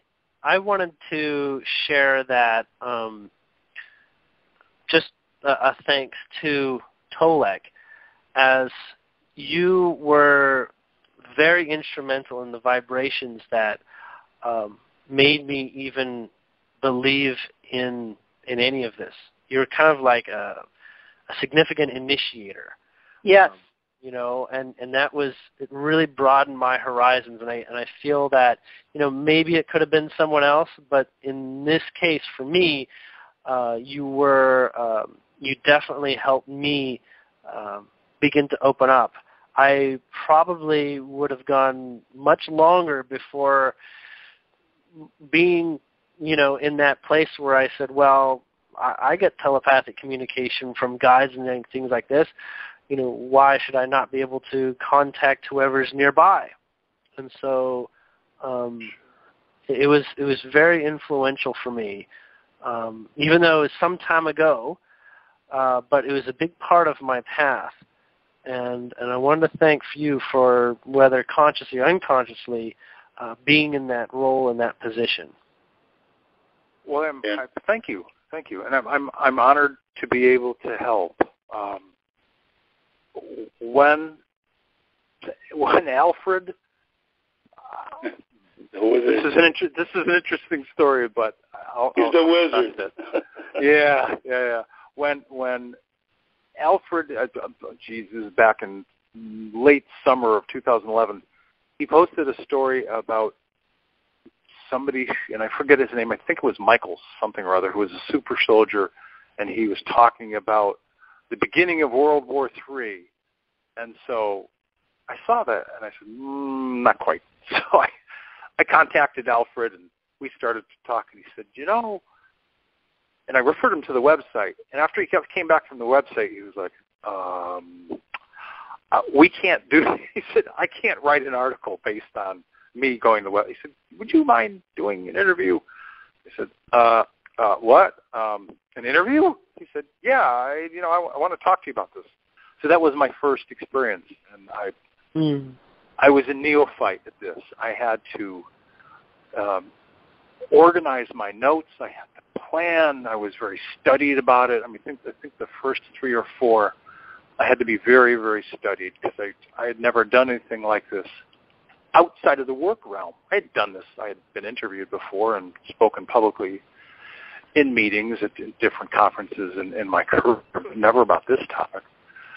But why is that relevant? Well, that's relevant because Alfred was very kind and very patient with me. And as I became more aware and learned more information, I became, of course, more confident in what I was doing. And so I thanked him. I thanked Alfred for being such a gentle mentor to help me get comfortable in this whole process. And so, and by the way, go ahead. By the way, Dr. Alfred Lambermont Weber is going to be on a roundtable next Saturday with Cynthia and Franco Di Nicolo. So come on over, Tolec. Go ahead. So I was just going to say, if likewise I've acted as a mentor for you, Julien, or other people, I'm humbled and honored that I could do that. So I'm happy that I was able to do that for you. Yeah. Jump in? Elizabeth? Can I jump in here? Yeah. Julien, I agree with you. I want to say I agree with you, Julien, but I want to also say, Tolec, you started it all. And the people that are listening to this show, I want to say this for you. If it wasn't for you and the work that you have done and the education you gave me, other than my star people, it's just so much that you have done, and I want to thank you from the bottom of my heart how big of a player you are in this to all of us. And I thank you for all your work in the Andromeda Council from the bottom of my heart. Well, you're very, very welcome. And I mean this sincerely. I'm one humble soul. Because I'm having these experiences, I figured, well, as long as I'm learning all of this, I might as well continue to contribute and continue to share as much as I'm learning, so that other people can, for anybody that's interested, that they can learn what's going on. At least it's out there on the table. If they're interested, great. If they're not, it's okay too. It really is. But I figured as long as I'm here and I've got this job, I might as well do it to the best of my ability. That's my focus. Yes, and Ray, I want to say you started it all too. I want to thank you, and humanity thanks you too when they learn about you, and people are learning about you. You, as a 12-year-old little boy, dragged along by your dad, Amazing. To meet the ETs and, to bring bread and donuts and have that relationship and hanging in there. And now you're bringing the legacy. You're speaking not only for you, but your dad and your grandpa, and they thank you too. So you started it all too, Ray. Thank you so much. That is an amazing legacy. Yeah. It is. And it's, I give my dad all the credit for the bread because it was an accident. He thought more of his wife than he did E.T. at the time for our very first meeting. And just to cut it real short on that, when we went back to the car, everything was there but the bread. And this little 12-year-old kid, it lit up a light in my head. I would talk to my giant father and say, the next time we meet E.T., we bring bread. And my dad would laugh. The second time he took 5 loaves. The third time he took 7. That's the magic number. I take 7 loaves of bread. Every time I meet my Fab Four, the only ones that ever changed the menu on me were the Nordiques because they love our donuts. But it was a pleasure to always come back. I never had any missing time. We always knew what was going on. But it's the amazing people, and you're one of them, Tolec. And Julien, I just met you. You're in there too. That I learned a lot tonight. But I've learned a lot from you, Tolec, and there are a lot of, for lack of a better word, there are a lot of teachers out there like us at all different levels. Some people are still kind of at the new age, love and light beginning. That's kind of how they start. They shift away from a traditional church and they want to become more spiritual, yet they really don't know what they're saying. And there's all sorts of teachers for all sorts of levels from that point up. So there's actually a lot of us that are out there doing this. There's something for everybody. And well, I tell you, the XOXOXO, hugs and kisses, love, is flowing right now. Thank you, guys. Wow. Oh, you're very welcome. I'm happy to be here. It's been an interesting conversation. Yeah, we're not done yet. Don't go away, anybody. I'd love to have you guys all three back at another time and date, once we've gone through this journey even more and upgraded even more so we can help humanity upgrade, more even. Keep on going on that train ride. Full speed ahead. Next time, Elizabeth, I want to hear your story. Oh, you will someday, soon. Okay, too. You guys are the stars tonight. I'll be the star sooner or later, but sooner. Yeah, when you're in the midst of it, you know how it goes, you three. It's like Tolec, we'll have to do a show, and she'll be our guest. That's right. Okay, we'll do it that way, huh? Great. I know. We'll get Alfred to pick her up. Oh, get Alfred? Dr. Alfred? We got to get the wizard. Yeah, that's right. Yeah. Oh, that would be an awesome show. Yeah, that would be great. Fun. He's fun. Okay, so we all go ahead. He's come a long way also. He's done countless interviews with people from all walks of life. It's amazing who he's talked to. Oh, my God, 76 years old, and he's still going like a steam train from heaven. Phew, fast. He spends all his time, and I honor him, yes. I just want to say hi to Alfred Weber, guys, because he's listening to the show.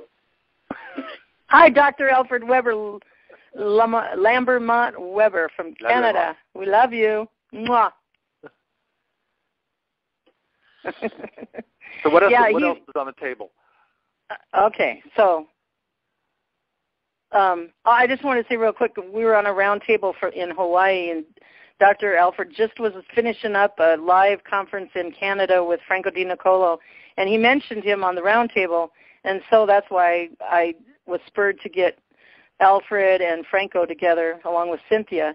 So I messaged Alfred, and he goes, yes, I would love to. He just met Franco that day before the round table. Oh, you were on the round table too, Tolec, and so was Ray. Right. So, okay, so what's next? I would love you guys to, Julien with the Pleiadians and Tolec with the Andromedans and Ray with your Fab Four, and to connect and just bring through a message from your star people that you've been building relationship from. But before that, is there anything else anybody wants to get out on the show? Julien? I just want to let you know that I'm here. Oh, Sherry! Sherry's here! All right, Sherry. Hi, Sherry. Female voice. Hi, Ray. Another female voice. Good. Hey, Sherry, go Sherry talk, Elizabeth. Yeah, I'm going to give you some time, Sherry, and I have some questions for you. Lily's been listening a lot to you. She's my co-host, and she's at a Diamond dinner tonight, and you're on the Diamond Feast dinner tonight. So welcome. I'm glad to meet you. Nice to meet you. Yeah, so we'll talk to you, and then we'll go to the... Is that okay, Julien? You can hang around, right, for maybe another hour? I've got about another hour. Okay, I was just going to say that. Cool. Okay, so we'll go then to you first, Julien, after we're done with Sherry, all right? Sure. Okay, Sherry Wilde. Let me just read these questions from Lily, and you can go for whichever way you want. Sherry Wilde, could you tell us again what were the 3 things the ETs want us to know that you shared on your YouTube interview video? One of them was that we are all one. And what can we do to share in your experience? I'll just leave it there for Okay. Well, that's a great question. I like that question. I don't usually get that. I usually get more toward what the ETs are like. So the lessons that I've been taught from the time I was a little girl, they started teaching me probably when I was 5 years old, what they called the 3 important things to know. And it was very repetitious, but every time that I was with them, they would show me from a different perspective, a different way of looking at the lesson, until finally it really became part of who I was. And I'm grateful for that, because those lessons, they served me well, and they told me that these are things, they're simple, they're basic concepts, that's really nothing new, but we need to be reminded of them. And so yes, the number one most important thing to know, and the one that they told me, if humanity could just get this and really live it, we didn't need to know anything else. This is all we really needed, which is lesson number 1, which we are all one with our Creator. And they taught me that from a lot of different ways, and I embraced that pretty well, but they expanded on it as time went by to include that we are all one with our Creator. So I'm also one with everything throughout the universe, that we are all part of the one. And that meant even those things and those aspects that we aren't that fond of, our so-called enemies. That was a little bit harder for me to accept. It was kind of hard to accept. I think some people have trouble even accepting that we are one with our Creator, because religion has taught us that our Creator is above us, that God is sitting on a throne up there, and we have to pray and grovel and earn our way back into heaven and into God's good graces. And religion has taught us that we are born in sin. So, we're kind of at a bad place just by being born. There's nothing. It's like we're told we're a losing case right from the very beginning. And that always amused me that that's what we were taught. And so you're born sinful. You didn't have to do anything at all. You just had to be born, and you were sinful. And so they erased all of that with that teaching of you are one with your Creator, because the Creator is not above you. We are an aspect of the Creator, and we are one with the Creator. So that was the number one most important thing to know. The number two most important thing to know, which was a real mouthful, when I was 5 years old, they started trying to teach this to me. We are multidimensional beings existing on more than one level simultaneously. And they taught me those things, and they stuck to the same thing until, I could say the words, but I did not know for the longest time what that meant. We are multidimensional beings existing on more than one level simultaneously. That one they really had to work to get me to get it, and there's lots and lots of different facets to that statement. And I only recently became aware of the reason they taught that and why that is so important at this time when we are moving out of the third dimension through the fourth and into the fifth dimension. So we are going from a world of duality to a world of unity consciousness. We are dropping our dualistic mind, our ego, and we are integrating into oneness. I get why this was so important to know, but that's a tough one, and a lot of people, it's hard to embrace that one, especially the depth and that they wanted me to learn it. The third most important thing to know, and that's one that really helped me in my life. Yes. You can bring a little bit of the depth of the we are multidimensional beings out. We go deep in diamonds. So let's bring a few points of that. Go ahead, hon. You want me to go more? Okay. It's weird. I guess it's just weird. I'm sitting here in my car talking. It's just weird to be sitting here. I'm in Sedona, and so we have a hotel room with my little dog. And so I couldn't sit in the hotel room. I couldn't trust him to not start barking, and also my partner is there with me, and so he wouldn't be able to watch TV or make any noise. So I said, I'll just go out in the car and sit and have this conversation while I'm out here. It's kind of weird. I'm just sitting here all by myself talking into my Bluetooth. But I will go into we are multidimensional beings existing on more than one level simultaneously. What that at the very most simple level of that is that we exist on more than one timeline at a time, simultaneously. So there are multidimensional facets of us. Right now, those of us who are sitting on this call, there's an endless number of other dimensions, other timelines where we are having this same experience. But because we are in truth only energy, and we are seen as physical beings because we are projecting that thought. So we are in truth we are an idea in the mind of God in truth. And so we are just believing that we are having this physical experience. In truth, it's holographic in nature. So you can have all these different dimensions, all these different realities going on simultaneously, since we are just energy and it's just thought. And so with every thought that we have, we create another reality. So that's why there's all these different choices. As you go through your life, on a daily basis, you have a thought that spins off and creates another reality, because every thought impacts the reality and actually creates. And so that's why we are multidimensional beings. Now, we're also multidimensional beings existing on more than one level, in that not only are there multiple timelines, but you factor in the whole we are part of oneness. So I am you and you are me. Exactly. And so, that's the one that we need to it kind of all ties back in together to that. So when people talk about their past lives, that's interesting, and that's cool if they want to investigate that and see if they can learn anything from that. But in truth,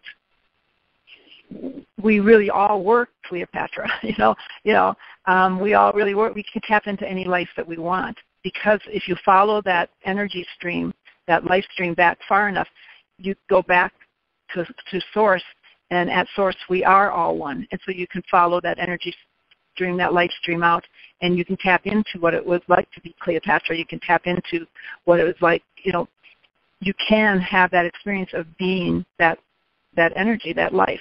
So we are multidimensional beings. We are one. We are each other. There is no separation. There's only the illusion of separation. So does that make sense? Very good. Yeah. And then the third thing? The third thing is the one that works the best, that I really liked a lot my whole life. I embraced it and used it the most, was that monitor your thoughts. And they kept it short, they kept it brief to that, but I add it for my own. I would say monitor your thoughts. They create your reality. Because every thought that you have, again, these three important things, they all tie together. They're just a different way of saying the same thing, and that is that we create our reality by our thoughts. And again, because we are energy, our universe is just a universe of energy. And so our thoughts, every thought you have creates, well, in the third dimensional world, in the old third dimensional world, we would have a thought, and it would come into form and play out for us, an hour later, a day later, a week later, maybe a month later. Now, as we ascend, as our vibration increases, our thoughts are creating more rapidly, which is why we're having to heal those parts of ourselves that are in fear, because we can't create from a place of fear. We have to be creating from a place of love, of high frequency, because otherwise, you see the world, the chaos that it's in. And that's because we need to learn to be heart-centered and create from a place of love. So our thoughts create our reality. So we need to monitor our thoughts. So those are the three important things my guys taught me. There's that love again. Love, love, love. XOXOXO. It's all about love. Okay, another question, and then I want to ask you if you have any current updates of what you've learned from your star brothers and sisters, to encourage us or to help us, motivate us, inspire us. Okay, here's another question from Lily. What can we do to share in your experience? How can I, the layperson with no contact, be of assistance or contribute to the whole, WHOLE, when it comes to the ETs? Well, there's nothing special about having contact with the ETs. They are our family, and we're all going to get there eventually. And she can ask, if she wants to have contact, she can certainly ask for contact. She just needs to make sure that she specifies that, that the contact be of the light. Be of the highest good of all concerned. Yeah. We do a prayer of one. Yeah. Yeah. Yep. And do that. Not that most of what you would encounter is going to be positive, but you just want to do that. So she can ask for that. But the thing of it is that I wouldn't want to see anybody get sidetracked by that, because everyone came here to be here at this specific time, and everyone has a role to play. And her role is to raise her vibration, to release fear, and to be living the truth of who she is, And so it sounds like she's a curious person, and she's open and receptive to these new ideas, and she's living her. I'm guessing she's living her truth, and that's the best thing we can all be doing right now, is just be living through our hearts. And by doing that, we bring more light onto the planet, and we bring about the change. We increase the frequency, and that's how the change is going to occur. The healing and the transformation of this planet comes through the vibration of love. So that's what she should be doing. If she wants to try to connect with the Arcturians or the Pleiadians or whoever she wants to try to connect with, she can certainly meditate and she can ask for that. But personally, my sense is that I don't know what that would serve to do that. She's got her path laid out that she planned, her soul. she planned it before she came here, and if that's on her path, then it'll show up. The desire will come to her heart. And it's just not for her, she asked, it's for everybody. Yeah, she, he, everybody out there, you guys listening? Yes, great. And by the way, we talked extensively about that subject on the appetizer show, Diamond Show, this afternoon. So I'll put that link on the blog, the Diamonds blog, Sherry. It's so honored to meet you. I got introduced to you by Ray, Radiant Ray. Thank you, Ray. And I know you go to his meetings. Yes. Yeah. So is there... Go ahead. I just want to say one thing. Sherry, you're right. We all have to be true to ourselves first and have the faith. Everything you're saying there is right on, because to get to a higher dimension, fourth and fifth, the quicker we receive ourselves in that way, we will get there quicker. And the ones that are awake, which they are awakening now, a lot of them are actually in fourth dimension. But I just want to say that you're telling the truth from your heart. And the star people have taught me and educated me what you're saying too. Yes. We overcomplicate it. You know, I just answered on my blog. I had someone wrote me a very touching message. I get all of the messages are touching, but this guy really touched me, and he's discouraged. You know, with things aren't changing as fast as he would like to see them change. He wants to make a difference, and he's tried to do that, and he's not seeing the results, and he's just feeling like giving up. You know, and a lot of us are we have those moments where we feel tired, and it doesn't seem we can bring about the change fast enough. But by doing that, we're defeating ourselves. That's why we feel so tired, is because we're really projecting into the future, and we're not living in the present moment, right now, and just taking care of business by just being the love and just trying to be in a joyful place in the here and now. We're making it complicated. We're making it into work, and it really doesn't need to be that hard. Yes. And now, Sherry, I would like, if you've had any recent updates, knowledge, anything you've learned from your contactees, star people, if you could give that. And then I want to do go around the table. I would like, I know Julien contacts the Pleiadians, Tolec, the Andromedans, and Ray and you, even if intuition, take the leap of faith, intuition, what your people are telling you to tell us, to just to bring forth, whatever. So, any recent news that you want to share with us, updates from who you speak with? From and my guy, my contact is probably different than the other people who are sitting in on this. My contact is what I call my guides. I'm not clear on where they're from. When I pressed him to explain to me where he was from, he told me, I am a voyager of the universe going where needed in service to the Creator. Beautiful. And that's what I got. He's an etheric being. He comes into form when they come onto the planet to do their work. They've been around for a long, long time. They are my family. I have memories of being with them before I came here. I can't tell you where we came from. It doesn't seem to be important. It's a label that doesn't seem to have any meaning to them. So my contact is different. My guides have kind of backed away, in all honesty, and they are telling me to just stay calm and get through the changes and stay focused, heart focused and heart centered. But they're telling me it's time for me to come to them. And I'm not really sure what that means, but I have been trying to initiate contact, and they're just telling me it's time for me to come to them. So in the meantime, for the last several months, the contact that my partner and I have been having, oddly enough, has been with the Draconians, and it's a group, as I understand it, that it's a faction that's broken off from their major group. This group wants to take advantage of this particular time as we move through this Stargate, and they want to move into the positive polarity. They are tired. They're tired of playing the negative role, and I actually just have this huge, huge love for these guys.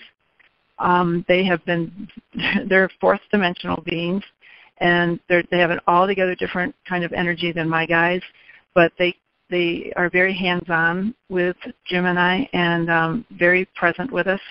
They do a lot of physical work on us, Reiki, and they actually do, we're getting amino acid injections from them. I couldn't believe it, but that's what we're getting. I mean, I can see they use this 3-pronged injection thing on Jim and on myself, and it itches like crazy. And but they're doing that. They're telling us that our bodies are needing that kind of assistance at this time.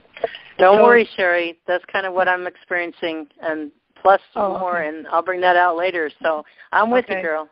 Okay. Well, they're very loving. I just love them. They're so sweet, and people I know sometimes. I've been mentioning. I gave a talk last night here in Sedona, and I mentioned, and a lot of people, when I mentioned, that we're in with the Draconians now, there's a collective ooh that goes up, but they're just as sweet as can be, and they're so innocent, and they're just wanting to move toward the light, and it's a little bit of a challenge.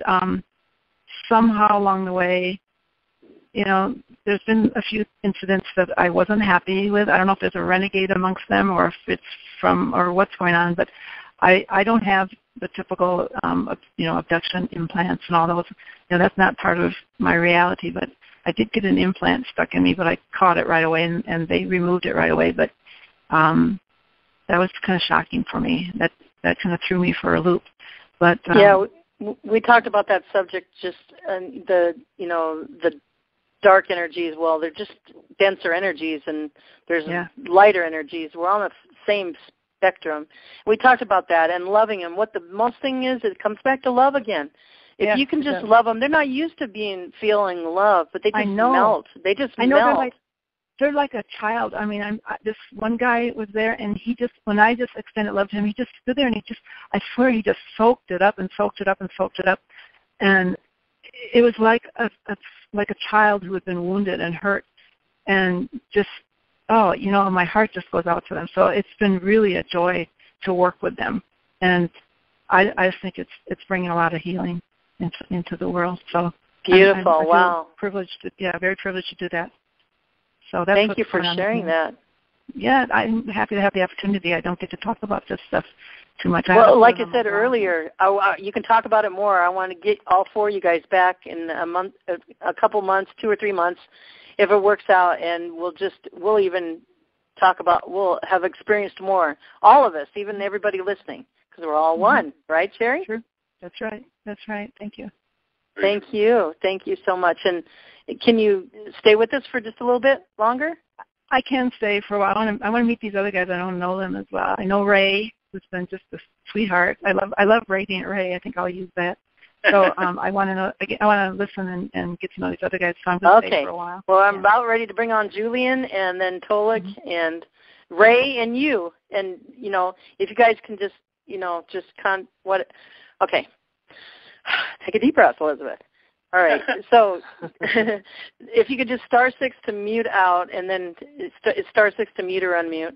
Thank you so much, Sherry. Oh, my goodness. Thank you for sitting in your car doing that. I'm known to do that, too. Do you want me to *6 now to mute out? Is that what you're telling me? Just to mute out, and then, if you want to come in, just *6 back again. It'll unmute. Okay. And I'll call you to the... Yeah, thank you. Okay, Julien. Yeah. Calling Julien. Are you there? Yeah, I'm here. Can you hear me? Yeah, I can hear you. I'm kidding. I'm just playing. Great. Okay. Can we do our little Pleiadian session, and then you can just guide the people through what you do, kind of like you say? Yeah. Well, what I'll do is I'll basically go into my level of focus. I don't want to say it's channeling. It's somewhere in between channeling because I'm conscious, I can still talk with you guys and stuff. But it's kind of like listening to being in two conversations at once. This one here that we're having, and giving my attention there at the same time. If I were to go into sort of like Chandler mode, I would be sort of like, I would have no idea what I'm saying here, in a way. Like I would just be saying what is being delivered to me. And I'm not a preferrer of that type of methodology of communication. I like to be a little bit in the middle and the interpreter of what's coming through. And, you know, if that means some of the information is buffered, then, you know, I basically want to take ownership of everything that I'm saying. So if there's any doubts or anything like that, then if there's questions, then you would ask me, because I would be the one that would be holding full responsibility for what I'm saying. I've found out that this type of approach to sharing what they're saying is my preferred methodology, as I'm aware all sorts of information can be, you know, conflicting, or people might take issue with it. I just want to say that what I'm saying is sort of like trademark Julien, if that makes any sense, without being a trademark.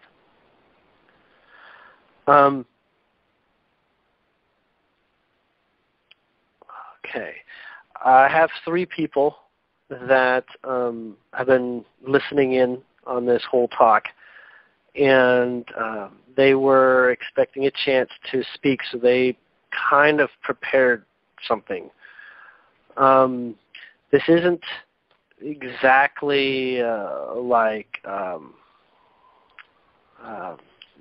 newspaper material, or sort of like new information that's brought forward in a way that is meant to highlight or give attention to something you need to know.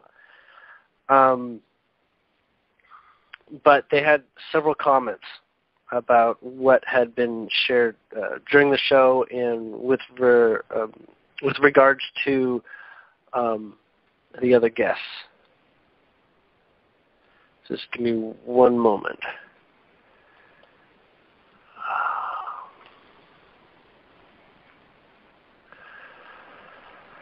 Okay, so the first thing that they're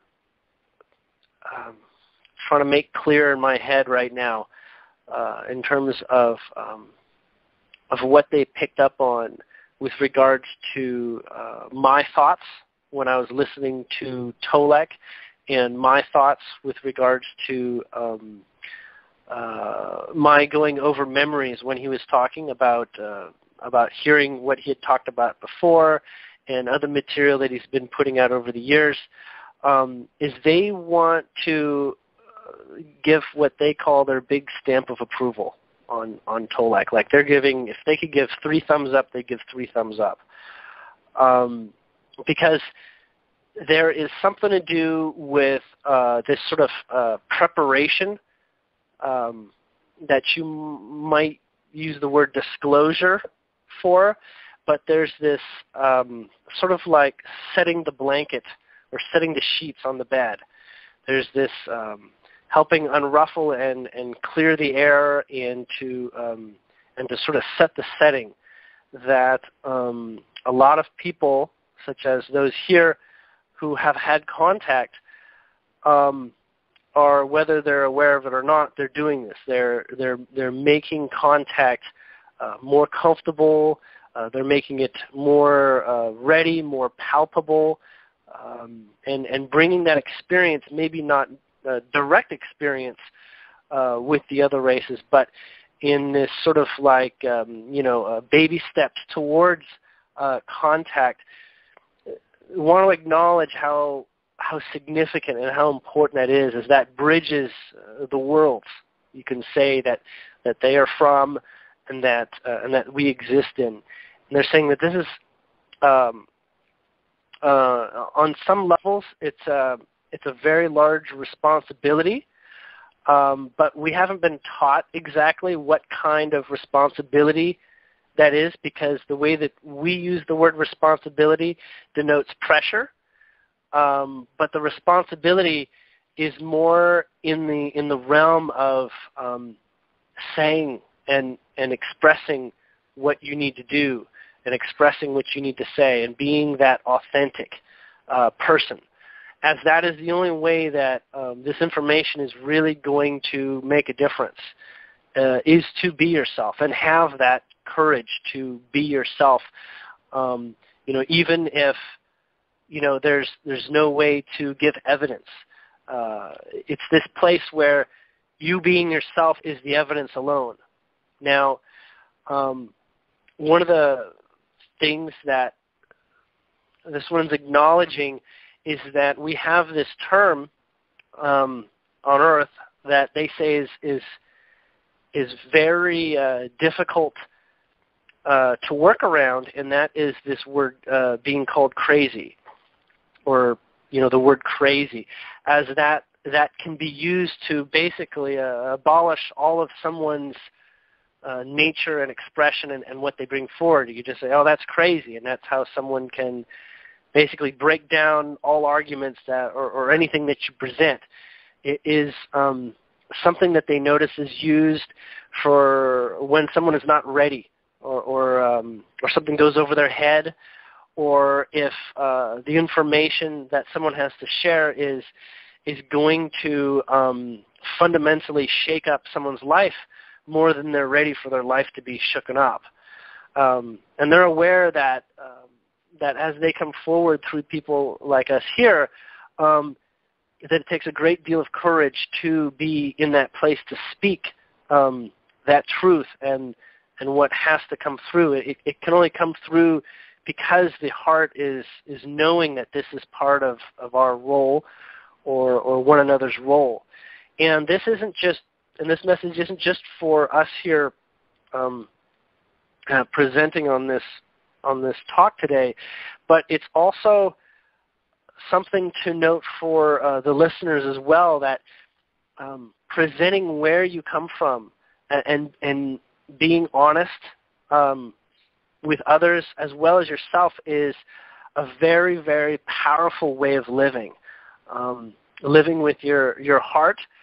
Some people they have some ideas of what that means, but it's that place where you have longing and you wish it to be so. Now, what some people do, according to this one, is that they'll present themselves, but they'll be in a position to say that that isn't necessarily that doesn't necessarily apply to everyone.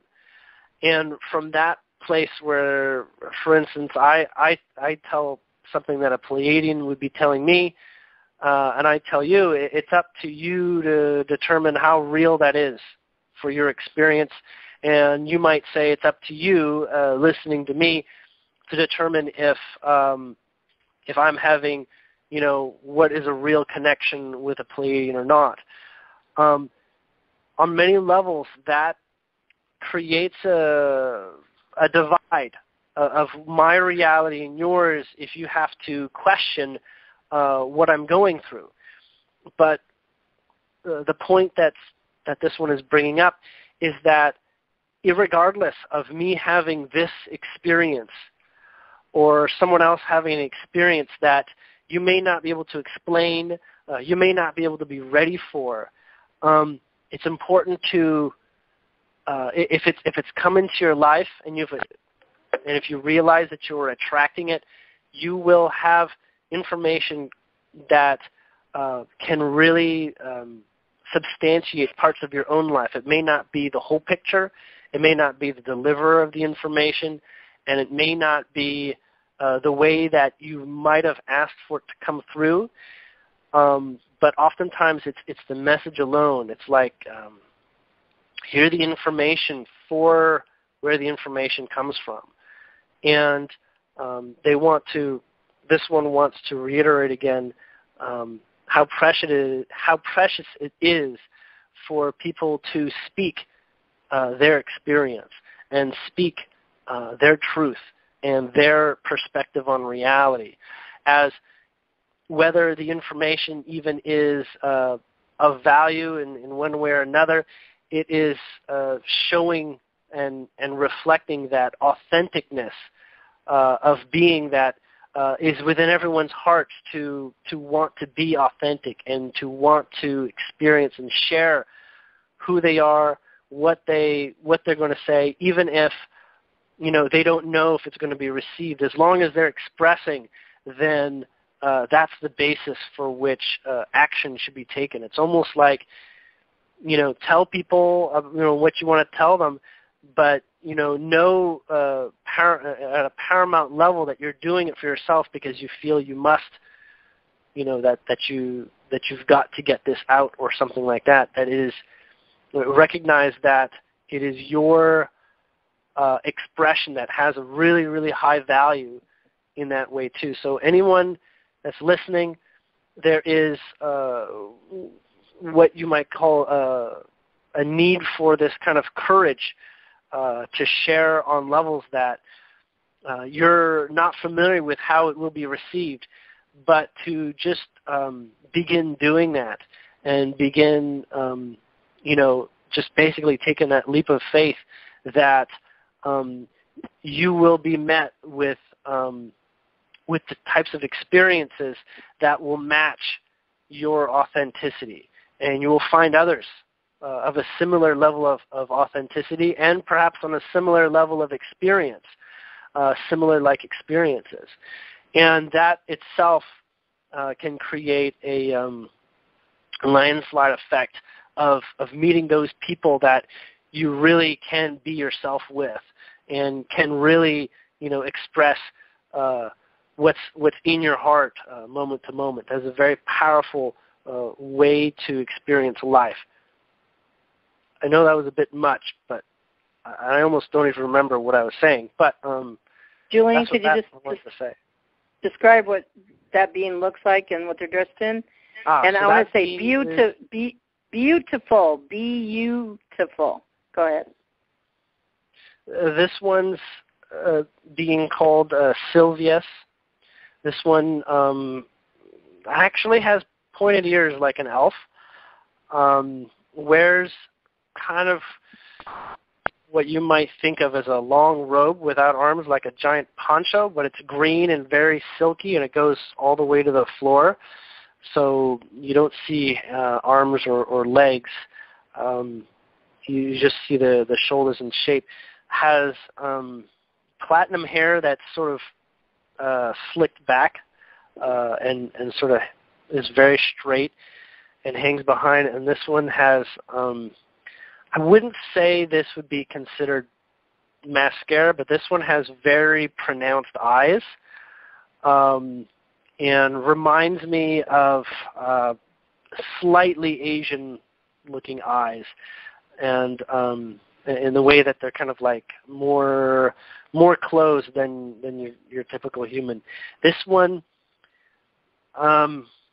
is basically describing his vibration is seventh dimensional, but speaking on dimensions, the second of the three would like to share something a little bit about that to clear things up. So Silvias just wants to thank this audience for having an opportunity to share his thoughts and to be able to connect. Okay, the second one is wanting to give a very rough overview of when the word dimensions is used, as a lot of people are not exactly understanding where a dimension begins and ends, and that gets complex because of how dimensions overlap. And what you might understand a dimension is that a dimension that we or someone refers to that has a number that's larger than the next, like third to fourth to fifth. All dimensions exist simultaneously. So the third and the fourth and the fifth, they already exist, but they're not necessarily occupied by your attention. Now, you live multidimensionally, so you have a part of you that's already in fourth and fifth and what have you, just as you have parallel lives and experiences of being a conscious, living, breathing person in many lifetimes and different times and whatnot, whether you're aware of it or not. All these realities essentially live intertwined in a variety of ways. But within the perspective that we hold, which is third dimension, the general human perception is that we are what exists for us is only what's within our five senses. But as the sixth sense develops, that is a bridging tool. So those who are, opening up the pineal gland and beginning to use the intelligence of their gut, which is also another level of intelligence that accesses broader information. There's going to be a natural questioning of what is what we call real being associated with what we know of in third dimension and something that's familiar. Anything can be real if you are more and more familiar with it, even if it does sort of exist on another dimension. But the core understanding that applies to what we're going to begin understanding as a shift in dimension is that it is related to the planet putting more of its attention into another way of living. And as we go into that journey ourselves, as we are kind of like best friends with the Earth, being here with it, kind of like partners on this journey, we help both the planet and ourselves by our relationship with the planet. So as we have a connection, or you might say empathy with the planet, we're helping the planet go forward into this other experience known as sort of like the lighter dimension of our realm, of what we know. And at the same time as the planet's doing that, it's giving us a lot of information and feedback, whether we understand it as the Earth bringing that, or we just see, our lives beginning to transform and information's coming forward. The Earth is a part of that attractive magnet for us to learn what it is to grow and, use the word ascend. But the key point that this one wants to make is that we are not dying. We are journeying, and what is understood as elevating ourselves into a dimension is really more like inviting the dimension down to us. So what we consider physical, visceral, living, breathing life will come with us. And so we were basically like merging old world with new world by our attention to what we care to bring forward. And what we care to bring forward is all based on what we understand of what everything is, at least at the level that matters to us. So as we begin to understand animals, they will come forward. They will come with us to the next dimension. If we, care to learn what the next generation computer CPU chip is, well, that will come forward with us. And each individual has all these we'll just say human 3D preferences, things that they're into in this life, things that they love, things that they like, that they'll want to bring. And so everyone will kind of like come through to the new world with what they are very attracted to now. And so they will help transition that, and they'll make that something that, you know, is a non, well, not non-destructive. I'm thinking like, you know, if someone wants to bring a weapon or something, it'll turn it into essentially the elevated variation of that into the next world. But in wrapping up, to hold on to this old world the way that it is, there is a lot of attachment to things that cause us discomfort, and the world that we're going to is the one that does not operate, doesn't vibrationally match discomfort. So for some of us, it is about processing the discomforts and learning to let go so that we are a vibrational match to the next world. That's what that one wanted to share.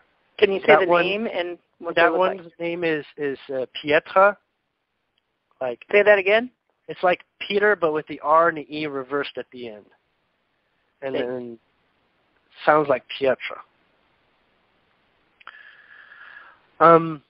This one is a dark-haired male, pretty tall. I want to say about 8 foot. The other one was around 6 foot something. This one has has blue clothing. I want to say it looks like a top and a bottom sweatpants. It's very not very complicated.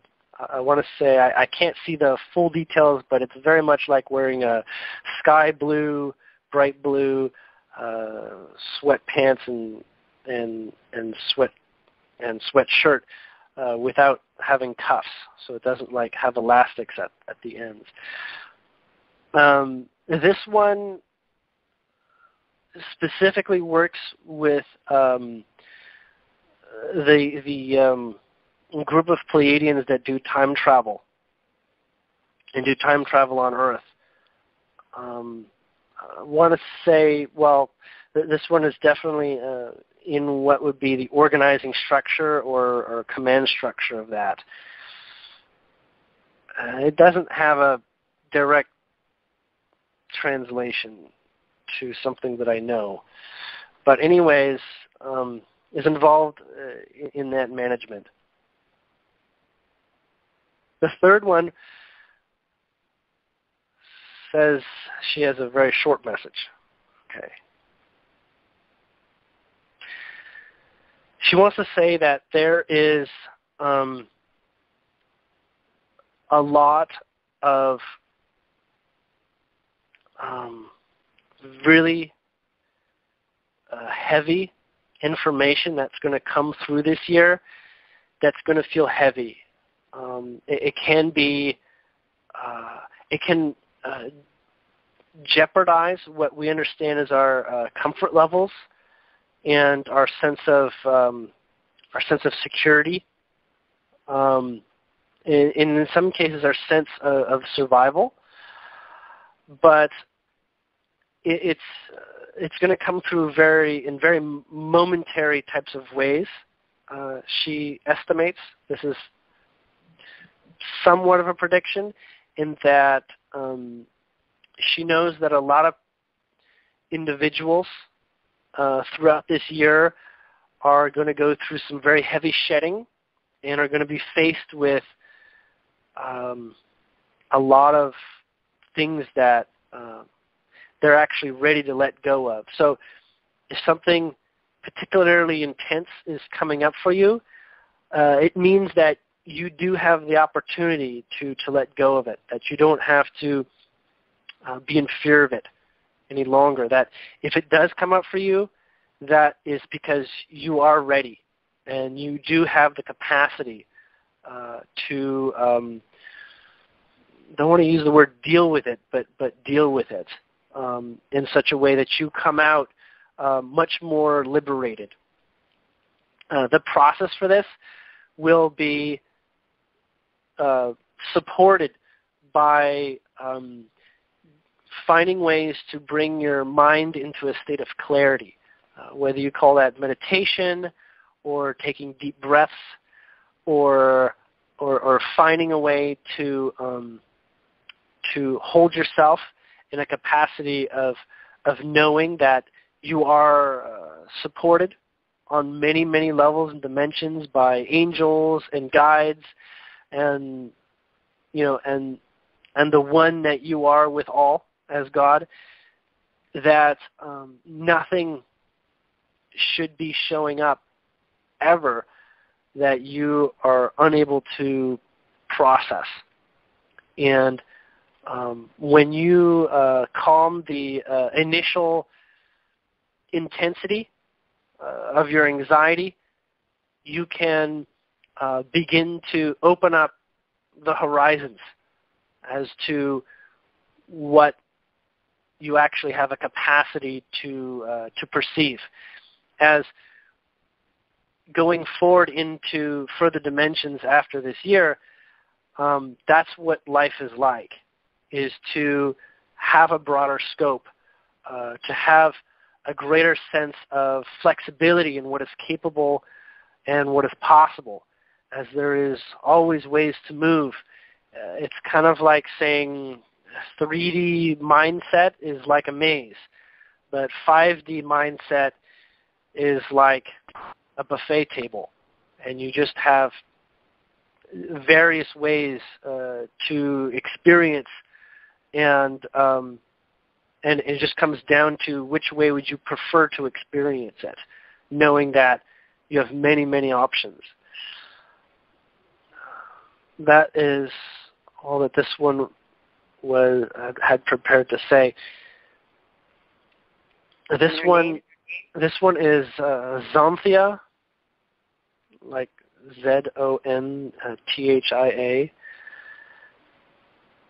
She is she works with groups that get involved with planets that are going through growing pains, and she associates with beings that we relate to as angelics. And angelics, from her definition, are very, very potent points of conscious energy that are they may not appear to have a lot of depth to their personality, but they have extreme conviction and energy to promote things that are close to their vibration. And the angelics are individuals of higher dimensions that serve us as promoters of humans and people that are like human, to move closer into their understanding of themselves as divine and as the one or as God. So she works with those types of individuals, as well as with a group of people. What they're often, the types of people they're often associating with are with people that would have the equivalent would be religious background types of perspectives that have very stringent limitations on the way that they understand the way that the world or reality works. And so she finds herself in a position of helping dismantle religious programming, I guess. she wants to thank for this opportunity. She is not originally from this ship, but she's, I guess she's visiting for a time. She's part of another group that does not spend most of its time on this ship that I connect with. That's most of it in a nutshell. Oh, and her appearance is like a silvery one suit, like a jumpsuit type of appearance. There's actually brighter, let's say like little white crystals that are like circular, that are on her shoulders, that are about the size of buttons, and they're kind of on the front sides of her shoulders. She has, I would say, gray hair that's a little bit layered, different texture, like lighter and darker grays in her hair, and it's a bit silverish. But she does not look old. She looks like she's like 28 or something. And she has eyes that sort of slant upwards on the sides a little bit. And she has, I can only really describe as, it's not perspiration, but sort of like sparkles on her face, on her forehead and on her cheeks, like glitter. Beautiful. But before you guys, mm-hmm. Go ahead. I'd say before you guys all leave, I just want to thank you, Silvias, Tetra, Zenophazine. Thank you for coming and relationshiping with us. And keep coming and listening and sharing. Tell all your other friends to come share too, okay? We got it going on. Thank you, guys. Thumbs up to you.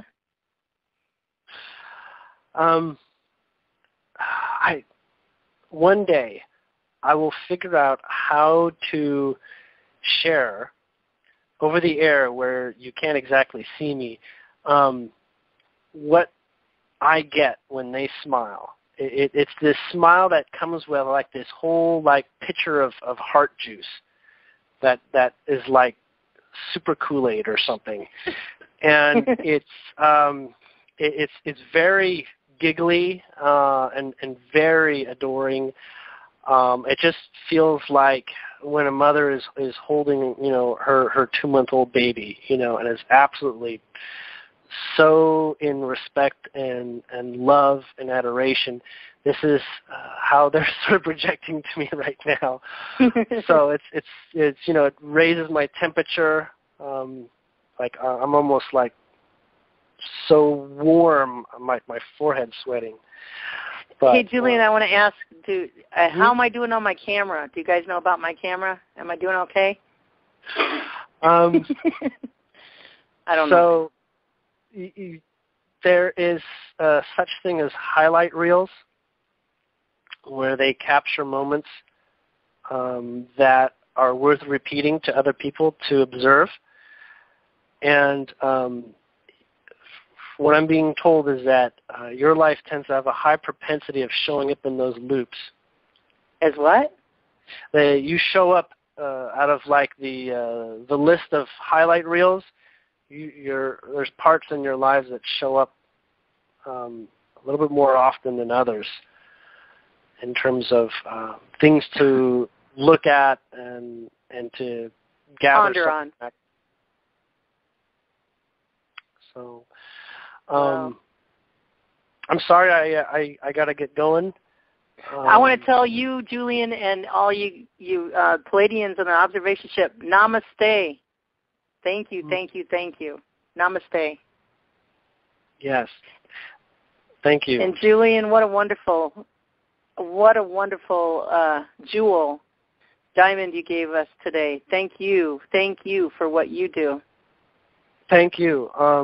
I don't often get that many opportunities to speak to groups of people, but and I do talk to the Pleiadians by myself, but it always seems to be much more emotional for me when it's in this type of setting with an audience that's greater than just me and Jen here.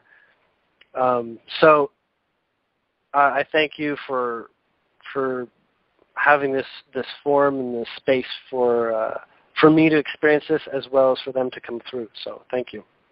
Thank you. Well, we'll talk to you soon. Enjoy the rest of your evening, or right. keep listening in. Thank you so much, Julien. All right. It was great to meet you guys as well. Thank you. Yes. Okay. Who wants to go next? Tolec, Ray, Sherry? It's up to you guys. That was wonderful. Yeah, it was. Ray, what are you intuitioning with your guys as Julien was talking and you're on this call? Well, Julien's people said a lot. I mean, there's not too much to add to what they're saying, what we've been saying, and where this is going to go, and the enlightenment in all of us, to be true with yourself, and to let all this negativity go that we hold in ourselves, and just believe in the truth, believe in God, believe in yourself. Because like Sherry said, we are all one with Him. And like Tolec said, this is a great experience on the show that we're hearing now, and the audience that's been hearing this. That's kind of all I want to say right now. Thank you, Ray. And let me just back up with Julien. Julien, I'll give you his link is on the Diamonds blog, Diamonds with an S Forever 31.blogspot.com. His link is Julien, Julien, Wells.com. And he's a reality programmer, and you can visit his site, julienwells.com. And also, Tolec, I'm going to add your link to the Diamonds blog, and Ray, you too. Okay, so Sherry or Tolec, which one wants to go next? If I may jump in, I don't have probably another 10 or 12 minutes left, so I've got to jump, contribute, and then jump out if you don't mind. Okay, that I don't mind. Thank you so much. Sherry, is that okay with you? Sherry, are you there? *6. Okay, I'm back on. I've just been listening, but yeah, I would love to hear what Tolec has to say. Okay. Thank you, Sherry. Yeah, exactly. Thank you. I'll first describe what my contacts look like. And these are the three people that I typically talk to. There are many more, but generally I speak with three of them, sometimes four, but they are Tanka, who is he's the, if you will, the shaman, the spiritual counselor for the council, and is responsible for North America. Actually, that's his responsibility. He's responsible for spiritual awareness for the humans on behalf of the people of the Andromeda Council.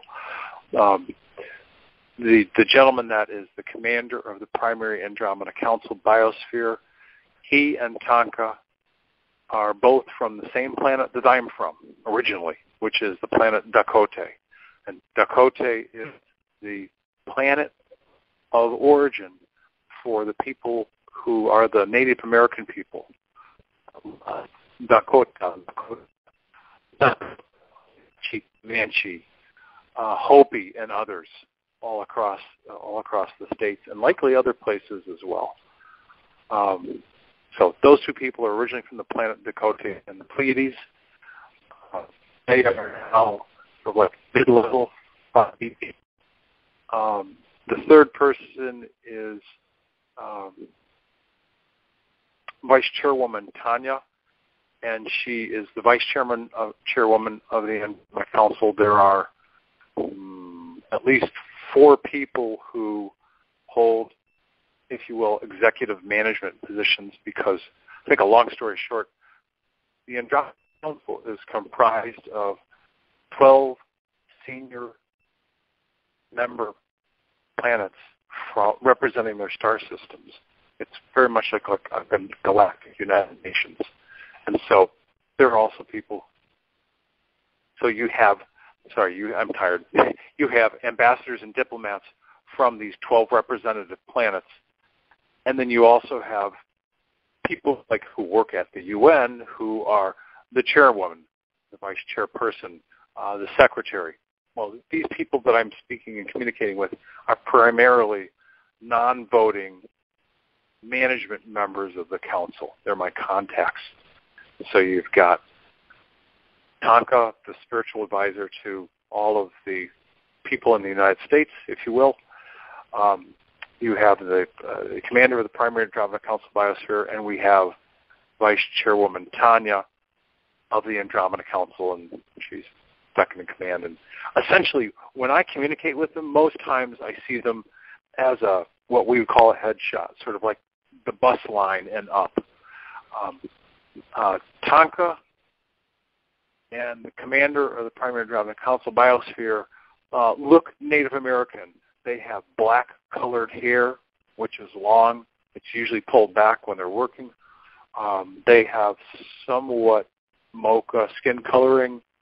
Tonka we would understand to be about 7'4". Let's see. The commander is, I want to say 7'6", as we would understand them when we would look at them. Tanya, she's from a different planet. She's from the planet Tyrael with a T, from the Miroc star system. And her people are the ones that originally settled the land masses that we know now today as Scandinavia. She has blonde hair and blue-green eyes, sort of crystal blue-green eyes.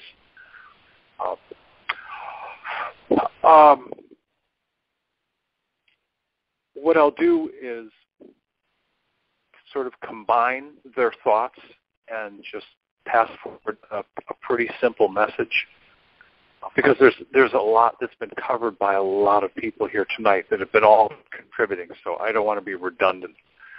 So what I'll simply say on their behalf is thank you for letting us participate. Thank you for letting us observe and listen. For the people of Earth, know that this is an incredible time in your evolution as you are about to join the greater society of civilizations across this universe of yours. You will get to meet organic humans like yourselves. You will then get to meet higher dimensional humans like yourselves, and it will be an amazing experience for you. And again, I'm sort of paraphrasing what they're sharing with me. Cherish every moment of your growth and transition process. Cherish it.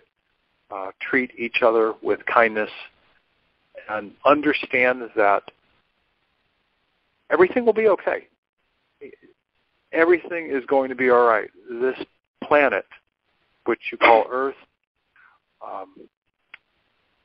she needs to go through a cleansing process and a healing process as part of this transition, because during your industrial age, you did a lot of toxic dumping into the planet, if you will, and to some degree, this still happens. So that cleansing has to happen. In addition, there is thousands of years of anger and hatred and war that this planet has suffered from because of intervention on the part of other species in this planet. A lot of dark things have happened, and all of that needs to be cleansed as well. Part of this growth process will be that cleansing, and it's all part of the process. But just understand that becoming higher dimensional humans is nothing to be feared. the process is going to be what it is, and everybody will be fine. The actual transition will be very, very easy. Nobody will feel anything. It will just be a transformation from one vibration, a slow, dense energy, to a faster vibration.